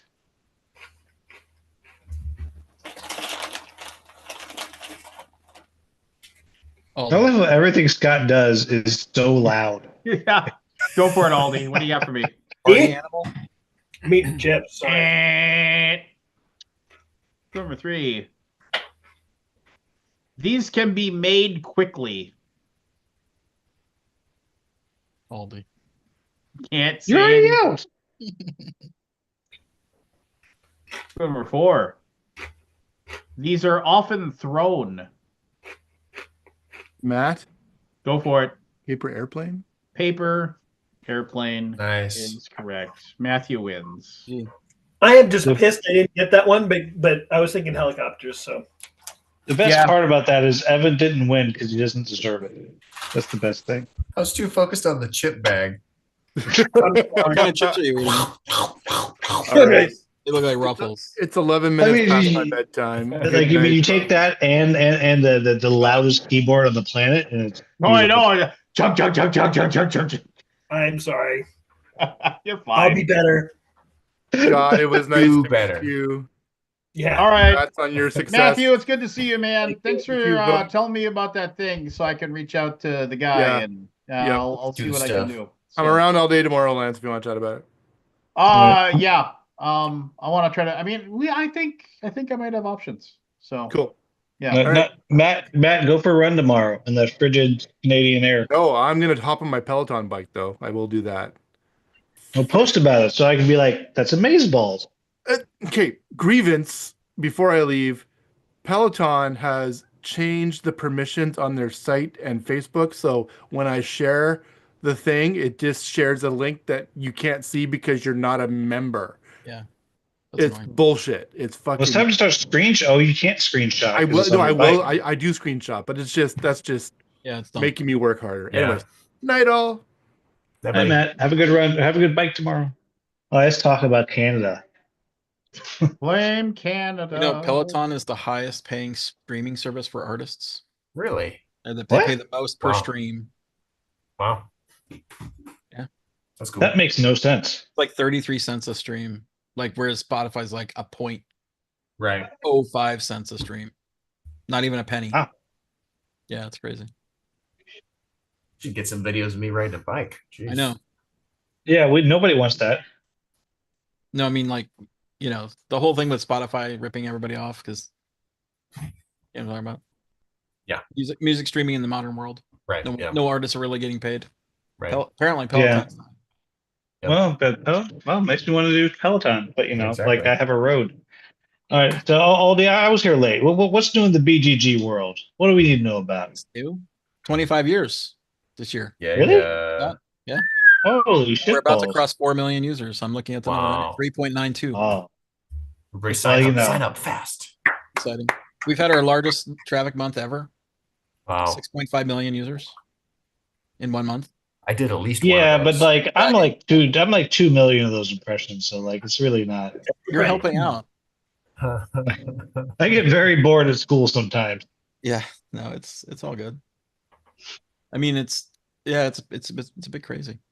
I got a new thing. I can't really say anything. I'm trying to make it a surprise, but it'll be announced on January 20th. Oh my Assuming everything gosh. goes to plan. Look, there's Hey, only 21 people watching right now, Aldi. I can't spoil it. Oh my gosh. All right, well, how about this? Lance and Evan. When do I get my After the Empire expansion? Hey man, you preach to the choir. Because I just played again and we had a great time. That's all I'm saying. So, as soon as Evan makes it fun. What? No. I mean, it's a log jam, man. I mean, Yeah, it's a lot. we got Champions Anniversary, which is what all of our eggs are in that basket right now, and and that's launching in March, I think. So, and then we've got so much stuff still on our plate. You know, I mean, After the Empire expansion is one. Prophets of Doom is another one. We've got I can't even think of the name of the one game right now. Is that game about being God still in the pipeline? Oh yeah, That would sound cool. Yeah. Yeah, I mean that one I can't think of the name offhand. And then we've got we're gonna start our public playtesting of our RimWorld board game probably in February. I picked that up the other day and I immediately got killed. Yeah, well that's the way that works, you know. Yeah. I can't make it past like 1 hour of playing that game. Maybe 2, the most. I mean, get good, scrub. I mean, I know. cheat and make your own scenario and give yourself a little extra stuff. I mean, no, you should, because then you get an idea of what you have to do. Yeah. But I mean, the biggest thing is staying warm, right? You know, I mean that's. I know and then keeping the food cold. Yeah. So I mean, no, it's energy going and keeping the food. Yeah, it's really. Yeah. So I mean, it's once you get air conditioning, though, the world's your oyster. I mean, at that point, like that's your goal, like to get to the air conditioning, because Is that gonna be part of the board game? yeah. I mean, but that's like I mean, if you get the super deluxe, they send you a window unit. Air conditioner.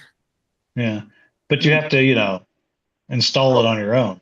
I mean, I had one game. I've only had one game of RimWorld where I won, where I actually built the spaceship and I launched it. and that was like I just had a perfect run. Like everything, just even the bad stuff that happened to me, like I was able to fend things off. Um, I was able to, and then the big thing is that getting that hydrothermal Yeah. venting power, like so Yeah. you build that over Over the and then so vents. it's just like you've just got like a Endless permanent amounts of power energy. source Yeah. that can power your air conditioning. They can make your freezer units so all your food is frozen and it Yeah. won't spoil on you And it won't catch on fire. and it won't catch on fire. Yeah, that's Every what once in a matters. while lightning will strike it and you have to race over there and fix it. And So man, raiders love destroying those. So I got a Kickstarter today that I think it's like 2.5 years late, maybe. Oh, what is it? Soul Raiders. Soul Reader. I Soul just Raiders by Mark so Conrad. I previewed that. Yeah. It feels like an eternity ago. Like Evan had a full head of hair. Yeah, Like it's been a while. I just got my shipping notifications for that, and I It's remember nice. nothing about it other than it was like I guess that's nice kind because then of you can play it again. fifth Like, or seventh continent ish, maybe. what's the Yeah, general way? What kind of game is it? I mean, no, it's like a it's a adventure, kind of like adventure. like It doesn't have a lot of. exploration and like It doesn't have a lot of. Does it have a lot of narrative? Um, I haven't. memory. I If haven't. memory serves, not as much as you would think. Yeah, If memory 2021. serves, I think it was 2021. Your it's a preview. long time ago. Yeah, I It's just four today years I old. yeah I It's got crazy. the email that was shipping. I was like, what is shipping? What is this? I've written it off, honestly. I was like, something's wrong.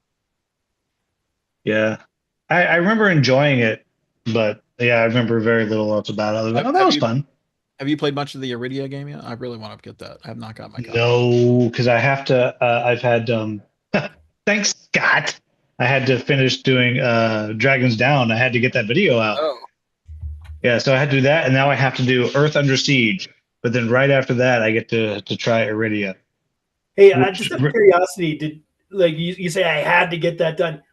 I didn't know you were even doing it. To be honest, did Sean pressure you? Was he like strong arming you? not at all. We were chatting, and I thought he was lovely, and I expressed interest in it at PAX, and he's like, "Here, we're doing a new campaign sometime in January." I was like, "Okay, I'll get some first impressions out," and then I found out it was January 2nd. yesterday. Yeah, and it was like on the second. I was like, "Oh, well, that's coming up." So I was like, "Ah." Right.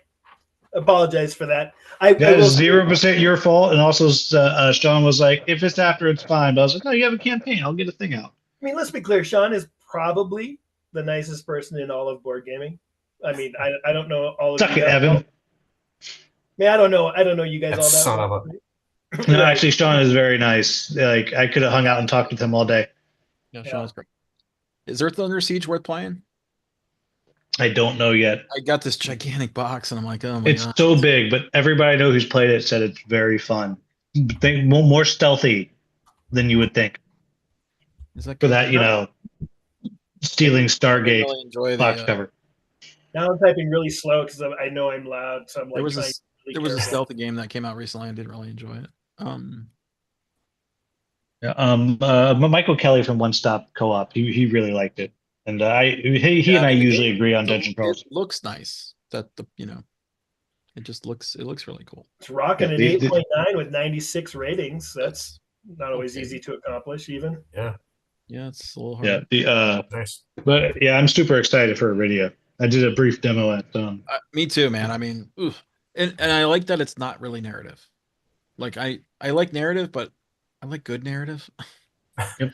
You know what I mean? I don't really games like Tales from Red Dragon Inn have spoiled that for me because that narrative in that is so good. Oh, so good. I like And Red But Dragon. yeah, I got so many of these games that just Red Dragon Inn didn't hook me. It's okay. I like it. Good mechanics and stuff, but just something about it just didn't. Tales from Red Dragon Inn didn't hook you? I don't know. Just something about it. I mean, I think it's good. Oh my gosh! But What is wrong with you? when we did the cave thing, I got a little checked out. Like it just like okay, repeat this again. Okay, repeat this again. Repeat. Like the repetitive combat. Oh my gosh! Go play that again. What is wrong with you? Judgment. You know what? to the one where there's forces coming in from the for the town. Like that's where I got to in the game. We just played number 16 or whatever 2 nights ago. Okay, yeah, I've only played like 4. You know, just because of this, I'm only gonna go to BGD like 12 times tomorrow just for I that. know, right? I'm off the list. Take that, Aldi. Yeah, we're brutal on games as far as like wanting to keep playing them. The one game that I want to play, I think the group has moved on from, and I don't know how to get them back into it. And I don't think it's going to happen. Is Agamonia? I never Agamonia played is it. fantastic. I played it once with Mark Dainty. I was out visiting him. And if you only played it once, you probably didn't hardly even play the game. If you played that first scenario, I think it was like the second or third. I don't know, but we each played 2 characters, and it just meh. Okay, I thought it was good. But he loves it. Mike Kelly, we just did our 3 Idiots game of the year, which is the best. It's the best thing we do all year. 2 games that aren't even out yet. Oh well, so the rule is we each pick 4 games that we covered this year. Yeah, like that's the rule. Old, new, prototype, whatever. Yeah, not at all. It's 3 Idiots. We were leaning into that. Scroll's not available, right? It's just showing up now. Apparently, the first backers got it today. Apparently, and so it's we each pick, and then we argue. 2 of us will argue our games, and whoever's the third person, they vote on the winner, and it's no holds barred. So if you're butthurt because you lost earlier, you can make that be your criteria for why you voted. I see. Yeah, Galactic Cruise isn't available either, right? No, not at all. Yeah.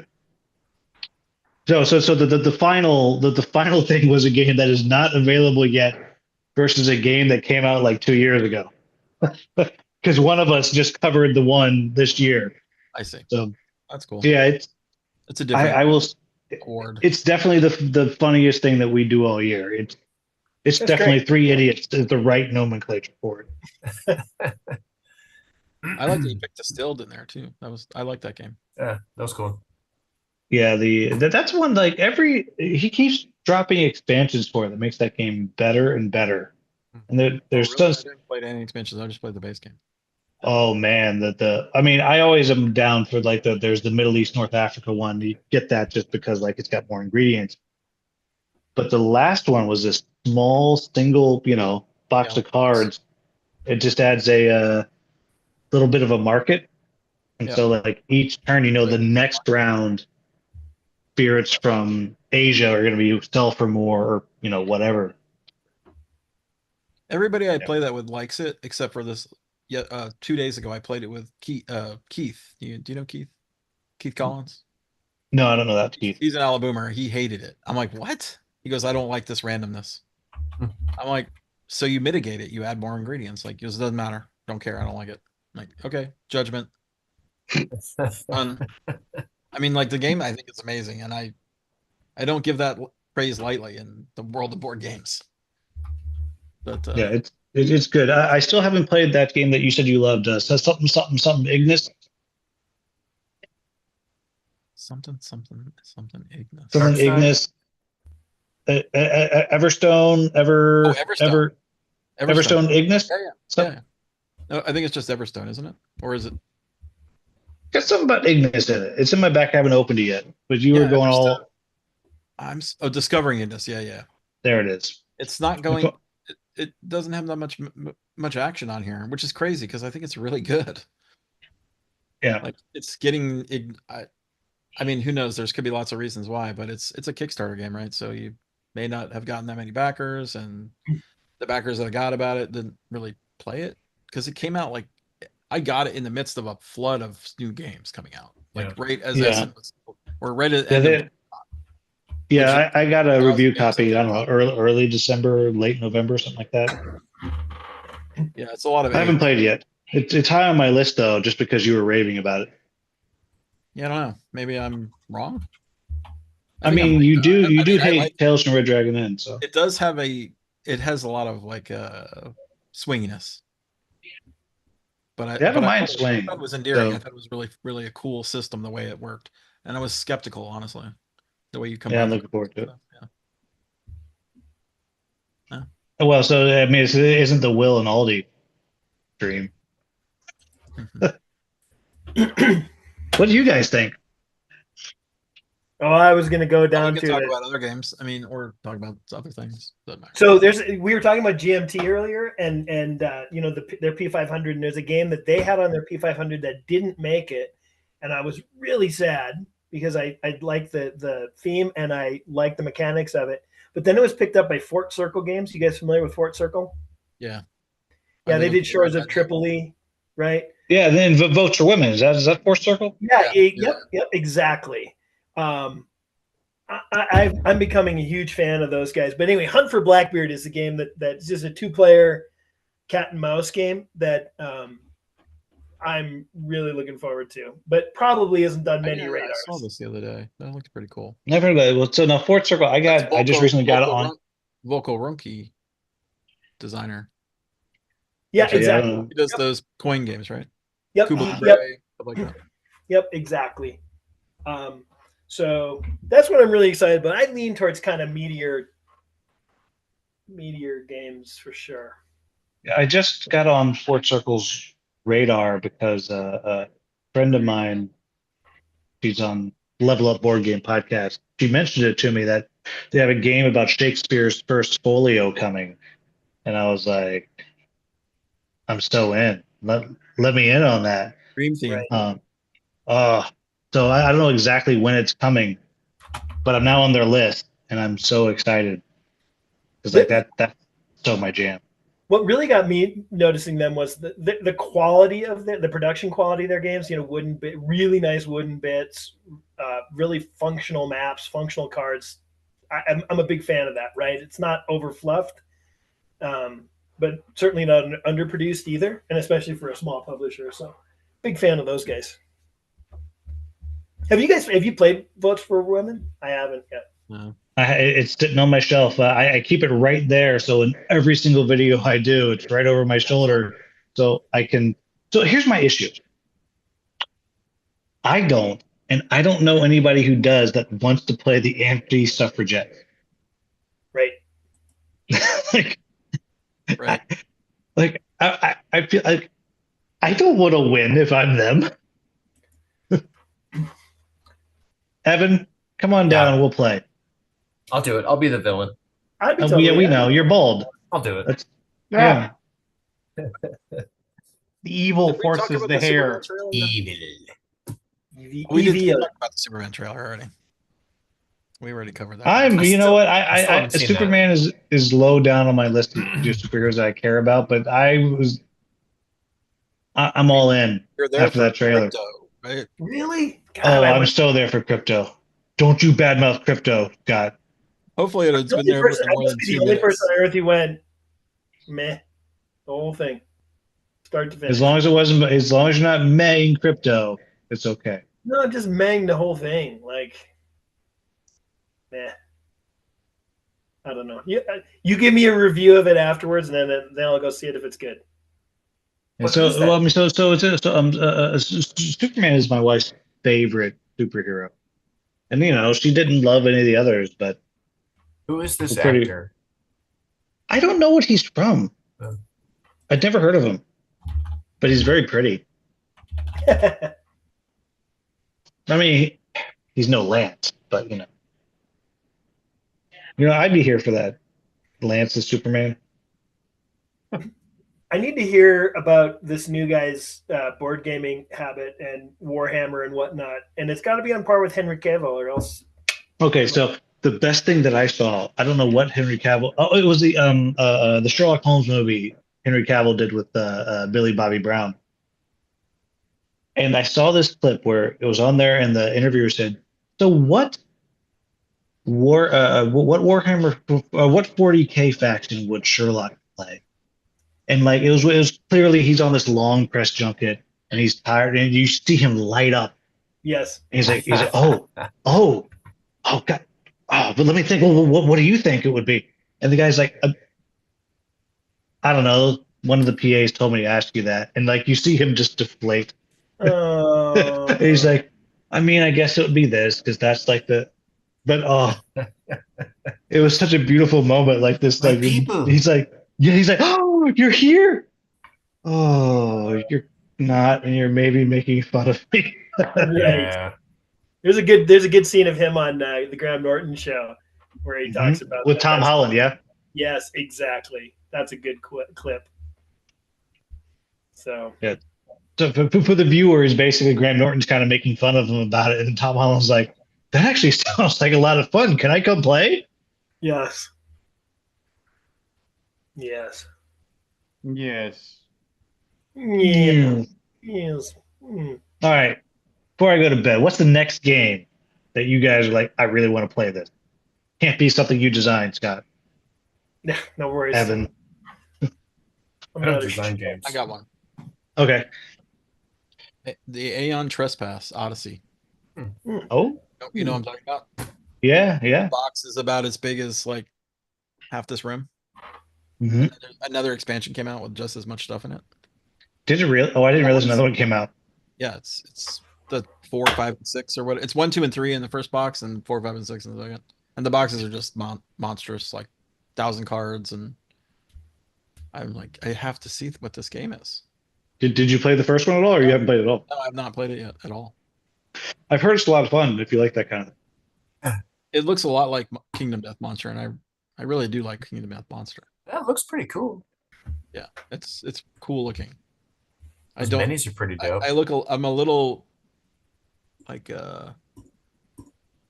intimidated by the rules. Like a big books. That's a big ass box, man. It's a big ass box. There's thousands cards. It's got a lot. I mean, there's Paul Grogan did a 10-part tutorial video. I'm like, oh, Yeah. 10 parts. But he You're did gonna, like yeah. You're gonna pop a hip trying to like lug And that then thing. my group wants to play it. I'm like, okay, let's do it. But now I got this Soul Raiders, and I'm like, oh, what do I do? Am I gonna play? No, do Aeon Trespass first. Like, so Soul Rangers, that my memory is you're gonna enjoy that more like solo 2 players. That's my memory of that. Okay. Which is Lance, how about you? What's the next game you're excited to play?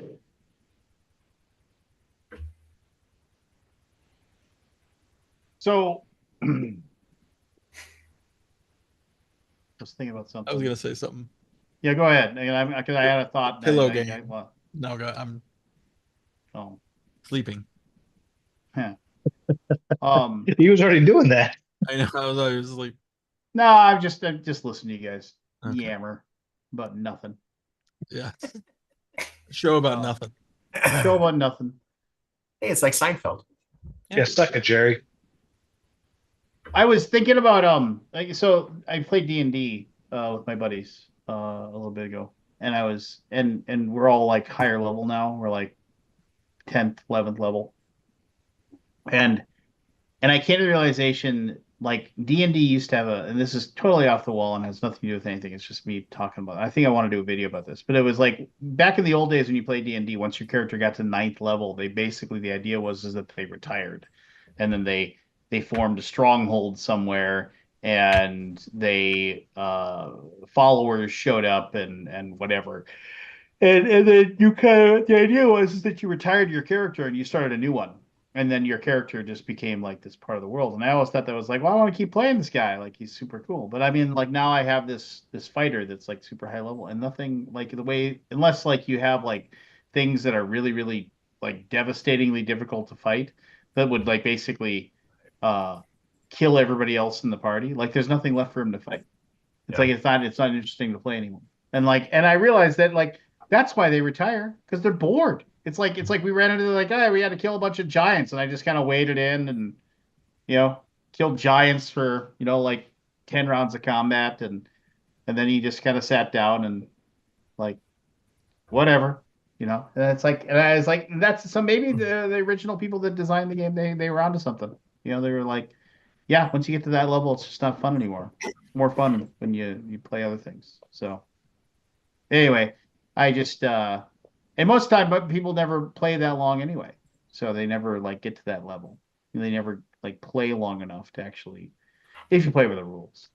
And I also read something, not that like, but D&D and stuff like that is that like now like it's very very common they don't even like people don't even start at first level anymore. because people that want to play, they want to have. There's so much like information glut in fifth edition D&D or the next edition or whatever you want to call it, that they already know exactly what they want and they don't want to wait to get to that. So everybody's starting like third, fourth, or fifth level. So you just start off and and that's fine if that's what they like, and they should be able to go ahead and play the game however they want.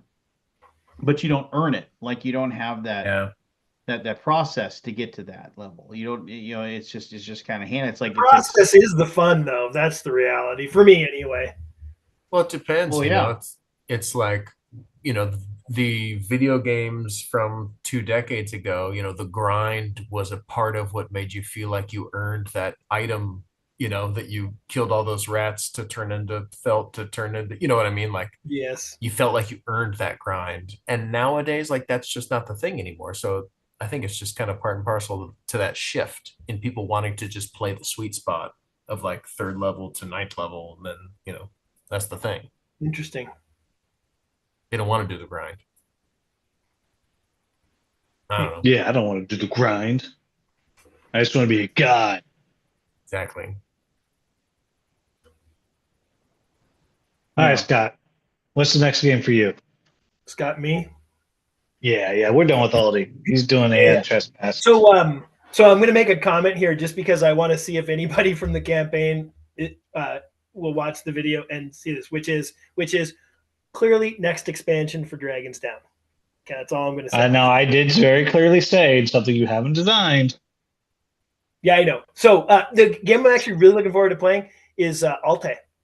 I've got it sitting on my table over here. Was it Alte?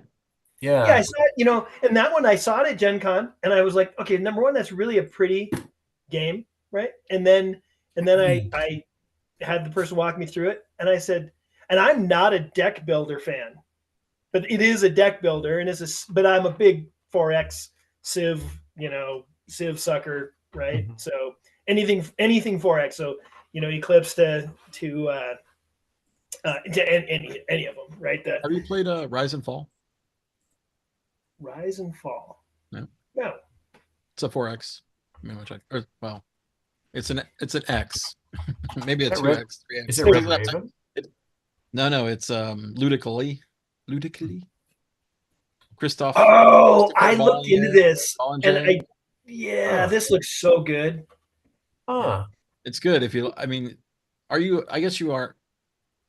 For me, it's one of those things that's like attacking games. I'm not a fan of. Yeah. Yes. Yeah. If I get to kill things that belong to other people, that's a big positive, right? Oh, I mean, and I published two 4X games myself. I'm obviously a fan, right? Got it. But Alte is a real tight hour-and-a-half game. I'm thinking 4X deck builder Civ game looks really good. Candace actually picked it up as well. I saw she did a video on it recently, and so she was into it. I just want to make sure I get to play it. I play it before she does, right? So that's Alte. Is this ALTE? ALTAY. Alte. Oh, dang it! I went to. Yeah, it's not as getting as much. I went to BGG. Dang it! Yeah, we don't have any good spell searching. But isn't that some really nice artwork? I really like their kind of their design choices there, because it's different and it's and ultimately it's, hey, try and get your settlements out on the map, and your settlements are kind of your units for attacking, and your cards then can augment what happens. And it's not just attacking; it's you don't have to attack. You can build settlements and expand. And neat. Yeah. Oh, Palomori. Yep. Oh, Ares Games put that up. Yep. Ares Games put Ares. Palomori and Oli Steinus, I think. Oli Steinus. What? Do tell. That's a story. Tell that story. I don't know. I've told it many times, but I mean, and again, no ill will. I don't want everybody but I mean, one day I'm gonna I wish I could find the old email and just say, so Ares asked me to do when they had that sword and sorcery game. Sword and sorcery, yeah. They reached out to me and asked me to do a Kickstarter video, and I was like, hey, cool, as long as I get an all in. pledge. I'll do it. And they're like, yeah, done. And then I entered the Board Game Geek, like answer the questions about the Kickstarter, and a lucky 3 winners win an all in. And I just happened to like random draw. I got an all in win on the Board Game Geek thing. And then I reached out to them and I said, hey, I don't need 2 copies of this. Could you please send one of these to my brother? He'd really like it. And they responded to me, we're only going to give you one. And I was like, you told me you'd give me one for doing the video, which I did, and I won one on the thing. Yeah, but we're not going to give you 2 copies. And I was just like, but you owe me 2. And they're like, we're only going to give you one. Mm. And that was the end of the conversation. I was just like, cool, thanks. Just like I blame Aldi for this. Yeah, probably. I've never won any of the things I've entered Aldi. I'm just saying. No. I know. Oh, I don't know actually. I don't know who wins. He goes, no, he just Well, he not me. said, I know. Wow, that's I don't know. It's just a knee-jerk reaction. that's crappy, Lance. nah, it's from a million years ago. So. Well, yeah. I mean, it happens every now and then. Just surprising. It's surprising. But it's always like it's always a kick in the nuts, right? Like rarely am I truly upset, Yeah, but still I'm like, that's probably not. just sell it anyway. It's a giant box. I mean, come on. Yeah. Well, And you that- know what? Galaxy Defenders is better than Sword and Sorcery anyway, so that's fine. That game was rough to run it because the Andrea Fanhoni was the enemy AI was just so tedious. yeah, Sword and Sorcery did not hit. I think they made Did an not. app for now, but like it was just. Oh, I wanted to go. I mean, play. Ares Games, feel free to send me something. But Yeah. Have you played Sword and Sorcery? oh yeah, I bought it. This was Yeah, before I great. even made videos. Yeah, I bought it because I love Galaxy Defenders, the precursor to that. I still love Galaxy Defenders, the hot mess that it is. But yeah, Sword and Sorcery just it tried too hard. We just got tired of running the enemies. Like it's just so much. I mean, they're cool. They do a lot of cool things, but the overhead of running them as you just needed a person in charge of running it. Yeah, it's a one verse mini game almost. But then Yeah. that's not fun for the one person. So I don't know. Yeah, it just didn't work. All right, Evan, what are you looking forward to playing next? Oh, geez. I don't know. All these games. Dude, look you've had good, like man. 30 minutes to think about this. I don't Maybe know, he was like- going to say Alte, and I named it. For me, there's no one game. I just look forward to the experiences of getting together with my nerd friends and playing games. Like I don't really care what that game is. What a Portland answer. Jesus Christ. So if I could sit in a room with you guys and sit around a game and trash talk each other and play a game like that, I don't care what that game is. You know what I mean? Disappointing. All right, before I go to bed, I think, yeah, it's got to be Iridia. I've been waiting like 4 years for that thing. have you played Zia? Just once, only once. It didn't hit for me. So here's the question. One of my game group guys says Zia is totally random and then everyone want to play it. So I'm never going to be able to play it with them. Is Iridia look that way too, or is it going to be more deterministic, or more less random? You're still rolling dice, but from what I've seen in the demo I did, the threshold for success or some success is low. Like you're rolling a d20, you'll get some success if you roll a 2 type thing. And you have bonuses. So it doesn't strike me as super random, and the randomness it has seems thematic and cool. Like the bad guys attack you. If a rat's attacking you, you roll a die, it shows you where you get hit, but you're only going to get hit in the feet or the hands. Whereas if a bat's attacking you, you're only going to hit in the head and the shoulders. I don't know. I'm the little bit I've read about it and the little demo I did at PAX, I'm super hyped for it. How do you spell that? ArYdia. Yeah, it's And people have to come bonus. up with these weird names these days because everything's taken. I know, right? If I ever post a game, I'm gonna call it Aldi. What? I'm gonna call my game Aldi if I ever post. Yeah, and extra cool, they actually donated a copy of an all-in pledge to the Beatrice the Board Game Dog Game of the Year tournament, which is where Yeah, my dog picks the game of the year by Blueberry. They're like, Delicious. we will absolutely give you an all-in copy of this to give What's away. a blueberry? Well, how fun. Like a A blueberry? piece of fruit that you eat? Oh, okay. I thought it was like a technological thing. It's like a No, I BlackBerry, put but a it's the next blueberry in front of generation. each Oh, I game see. in the Which bracket, blueberry? and people Which filled out blueberry? brackets. Yeah, Which and I blueberry mean, is whichever. this for? So I was aware of Iridia, but I didn't put two and two together. That was Cody Miller and Far Off Games. Is it a retheme? Is that No, I think it's, as far as I can tell, it's a brand new thing. okay? Interesting. Yeah, I don't know. I mean, it's my expectations are my expectations are so high. I almost don't want to play Huh. because like I'm going to be disappointed. It's fine. Yeah, everybody's giving it lots of good stuff. Looks Yeah. cool. Everything I've looked at, but I mean, of course, there's people Yeah. that paid $250 or whatever it is to buy Right. it. So Yeah, but yeah, sort of I'm like super a excited. biased. You know, Yeah. when you're only selling to people that really want it, then I mean, hopefully next time I come on here, I'll be able to actually talk about it because I'm going to try to knock out Earth Under Siege this week, which means I got the rest of the month because I'm finish recording the Beatrice tournament tomorrow. you Get got that a out there. future. I hope it's good. This is a Don't tell perfect me if it's adventure not. game. I don't want to hear it. I will admit But- that I'm jealous of 1.3 million on a Kickstarter.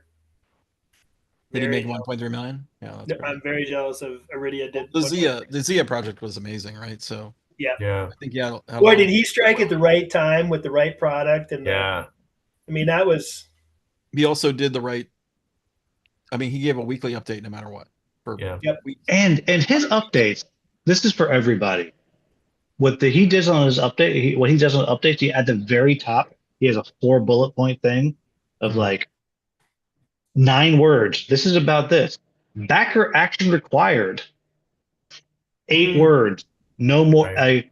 I read for like 4 years or whatever every update because I was like, oh, I don't have to worry about this, and could go through it.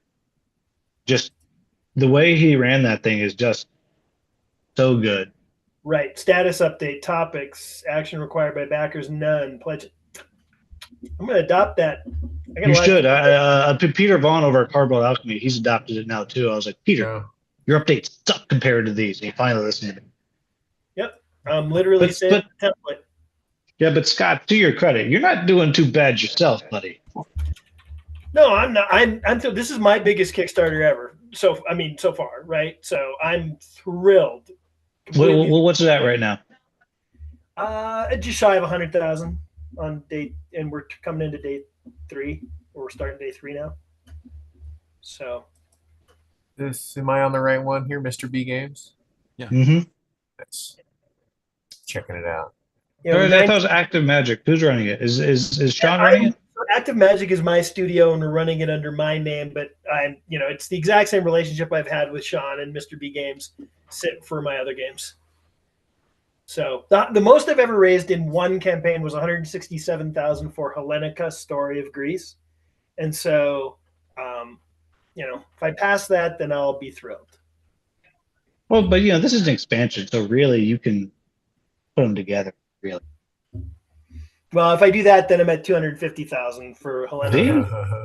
you're a big damn deal. BDD. I assure you, I am not. Evan passed that, I bet you, on After the Empire, right? Yeah, what did we do on the Lance is gone.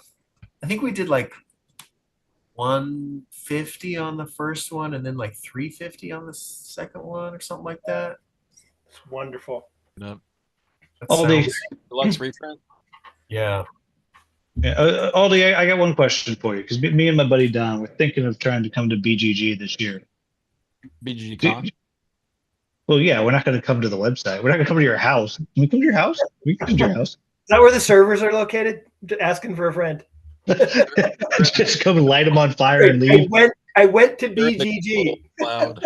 Yeah. You You can know, go- did you? I want to know. Okay, do you guys do press passes? For me, Can't remember. not for Lane. Hey. I don't think we do. Unbelievable. I inflated It's the not really numbers. that kind of show, right? It's a player show. So if you do press, like you're covering I mean, nobody releases anything, and like it's Yeah, it's covering the con, man. That's what I do. I'll send you some of my other ones. We'll talk. All right. Uh, So, Evan, what are your real numbers? the real You number liar. was 136 on the first campaign and 279 on the second campaign. So I was a little bit inflated. So you and I are in the same so ballpark, 410 right? Because we did lifetime. 118 on the first printing of Dragons Down, and I don't know where we'll end, but Yeah. we're having a better campaign. I mean, You're since basically Daniel, the same I mean, person. Daniel has like a lot of followers now, right? Like he's pretty big. Daniel. Um, the dungeon dive, Daniel. Oh Oh yeah, yeah, he yeah. has like Dungeon Dives is He's big. got 34,000, a pretty good 35,000. following. Yeah, and his he's That's got a solid pretty core. big Facebook group. Yeah, and There's a big, his Not he's got fanatics. inflated. He's got some serious fanatics. It's not inflated. Yeah. he had a pretty funny interaction with me because I had I've been running the Discord server for Dragons Down for about a year, I guess, probably something like that. And people have been playing for free for a lot of this time. And one of the big fans of the game did a Board Game Geek post where he was like, just saying, hey, some of this stuff doesn't make sense to me. And he's a huge fan of the game. So I knew he meant it not negatively, but because of the way it was written, it just was very negative, right? It was like, this doesn't make sense to me, and this doesn't make sense to me. And so I knew that Daniel was looking at Dragons Down, and I was very concerned because Daniel is pretty direct, and if he doesn't like it, he'll call it out. And so anyway, and all I know is I don't reply to most Board Game Geek posts for obvious reasons. Because Aldi's a monster. But no, what I did is I just said something like, "This post makes me sad," or something, or something like that. Because it was just like there was no productive, constructive reason for the post. It was just like just ripping on.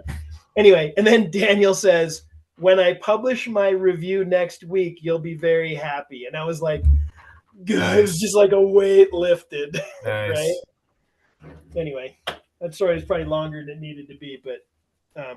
Big Daniel. You know what? That's nice to hear when people appreciate when we spout our bullshit opinions. It's His nice game to of the year. hear.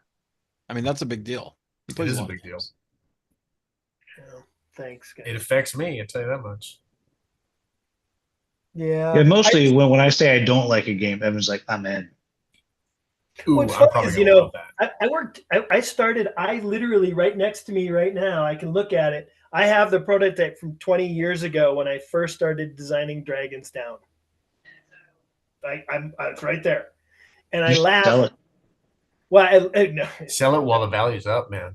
Yeah, right. Maybe I offer that as a $100 extra pledge level or something. No, Aldi but anyway, will buy it. I was laughing. I've worked on this game for 20 years, and then there was somebody who had literally come to the campaign that day, who then went on Board Game Geek and said, shameless cash grab. Yep. Classic. And I'm just like, boy, I'm an idiot if that's the case. Anyway. You got to deal with those people, man. You just whatever. Yeah. You know what the real thing that I know, because there are some people who are upset because the EU, as I mentioned earlier, we got some shipping challenges and whatnot. But it all comes from a place of they really want the game. And so I'm not stupid enough to react to their frustrations about they just want to get the game. And so it's my job to get them the game, to figure out how we're going to get it to them in a cost-effective manner. Full stop. Right? And he's got really big condoms and he's putting them in that and making people swallow them and sending them to other countries. Yes. Yeah, that's likely. That one was rejected fairly early, however. But, it's just, so that's the thing is, and so for me, I just reply with the same thing I usually say, which is, hey, just give us a little bit of patience. And maybe if you can muster it, a pinch of kindness, we're working on it. Give us a little time. Anyway. Anyhow, gents, I'm done. Nice to chat with you, Evan. I don't know. I'll pretend that we're going to see each other at, KublaCon or something, but we won't. We won't. Aldi, I want to bother you at BGCon. Lance, you're asleep, but great to see you. And Scott, congratulations. It is a fun game. I enjoyed it. Even if I'm no Daniel to you, that's okay. No one will ever be Daniel to Scott at this point. Yeah. Well, he was very kind to me. So no, it's great. I do really appreciate any reviewer who takes the time to look at a game I've designed. That's an honor. So thank you. You know, my favorite part is that you had no idea. Someone's like, "Yeah, I really want you to look at this." Like, okay, and you had no idea. I love that. No It's my favorite thing ever. Yeah, no idea. All right, guys, you have a great night. Maybe next week, probably not, but next time I come on, maybe I'll talk Oh, about don't radio. do me any favors. Lance, you're my favorite bearded dude. No, that's There you nice. go. That's a specific group, but it's a large group. Yeah, and you're in it. Scott, you're great too, though. See So, how it is. Evan, as far as people with beards on this Zoom, you are very Yeah. clearly number 4. I see how it goes. All right, good night, guys. Good All one. right, take care, all. Yeah, I was just gonna say we might need to shut her down anyway. It's It's almost already 1:00. it's already Yeah. 1. I've got a grievance if you all want to check it out after. All right, we'll have our last grievance and then we'll be done. Go ahead. What's your Oh, grievance? no, I mean after. Oh, It's a secret A grievance. post All show, right. a post show. Post show grievance. Sorry. You know, this is where we do all our secrecy. All right. Scott Demers. That was in the ballpark. Yeah, Thanks, you're all. welcome to come on anytime you want, man. You know that. Guys. Go back his game. And if you already backed it, back it again. Dragons down.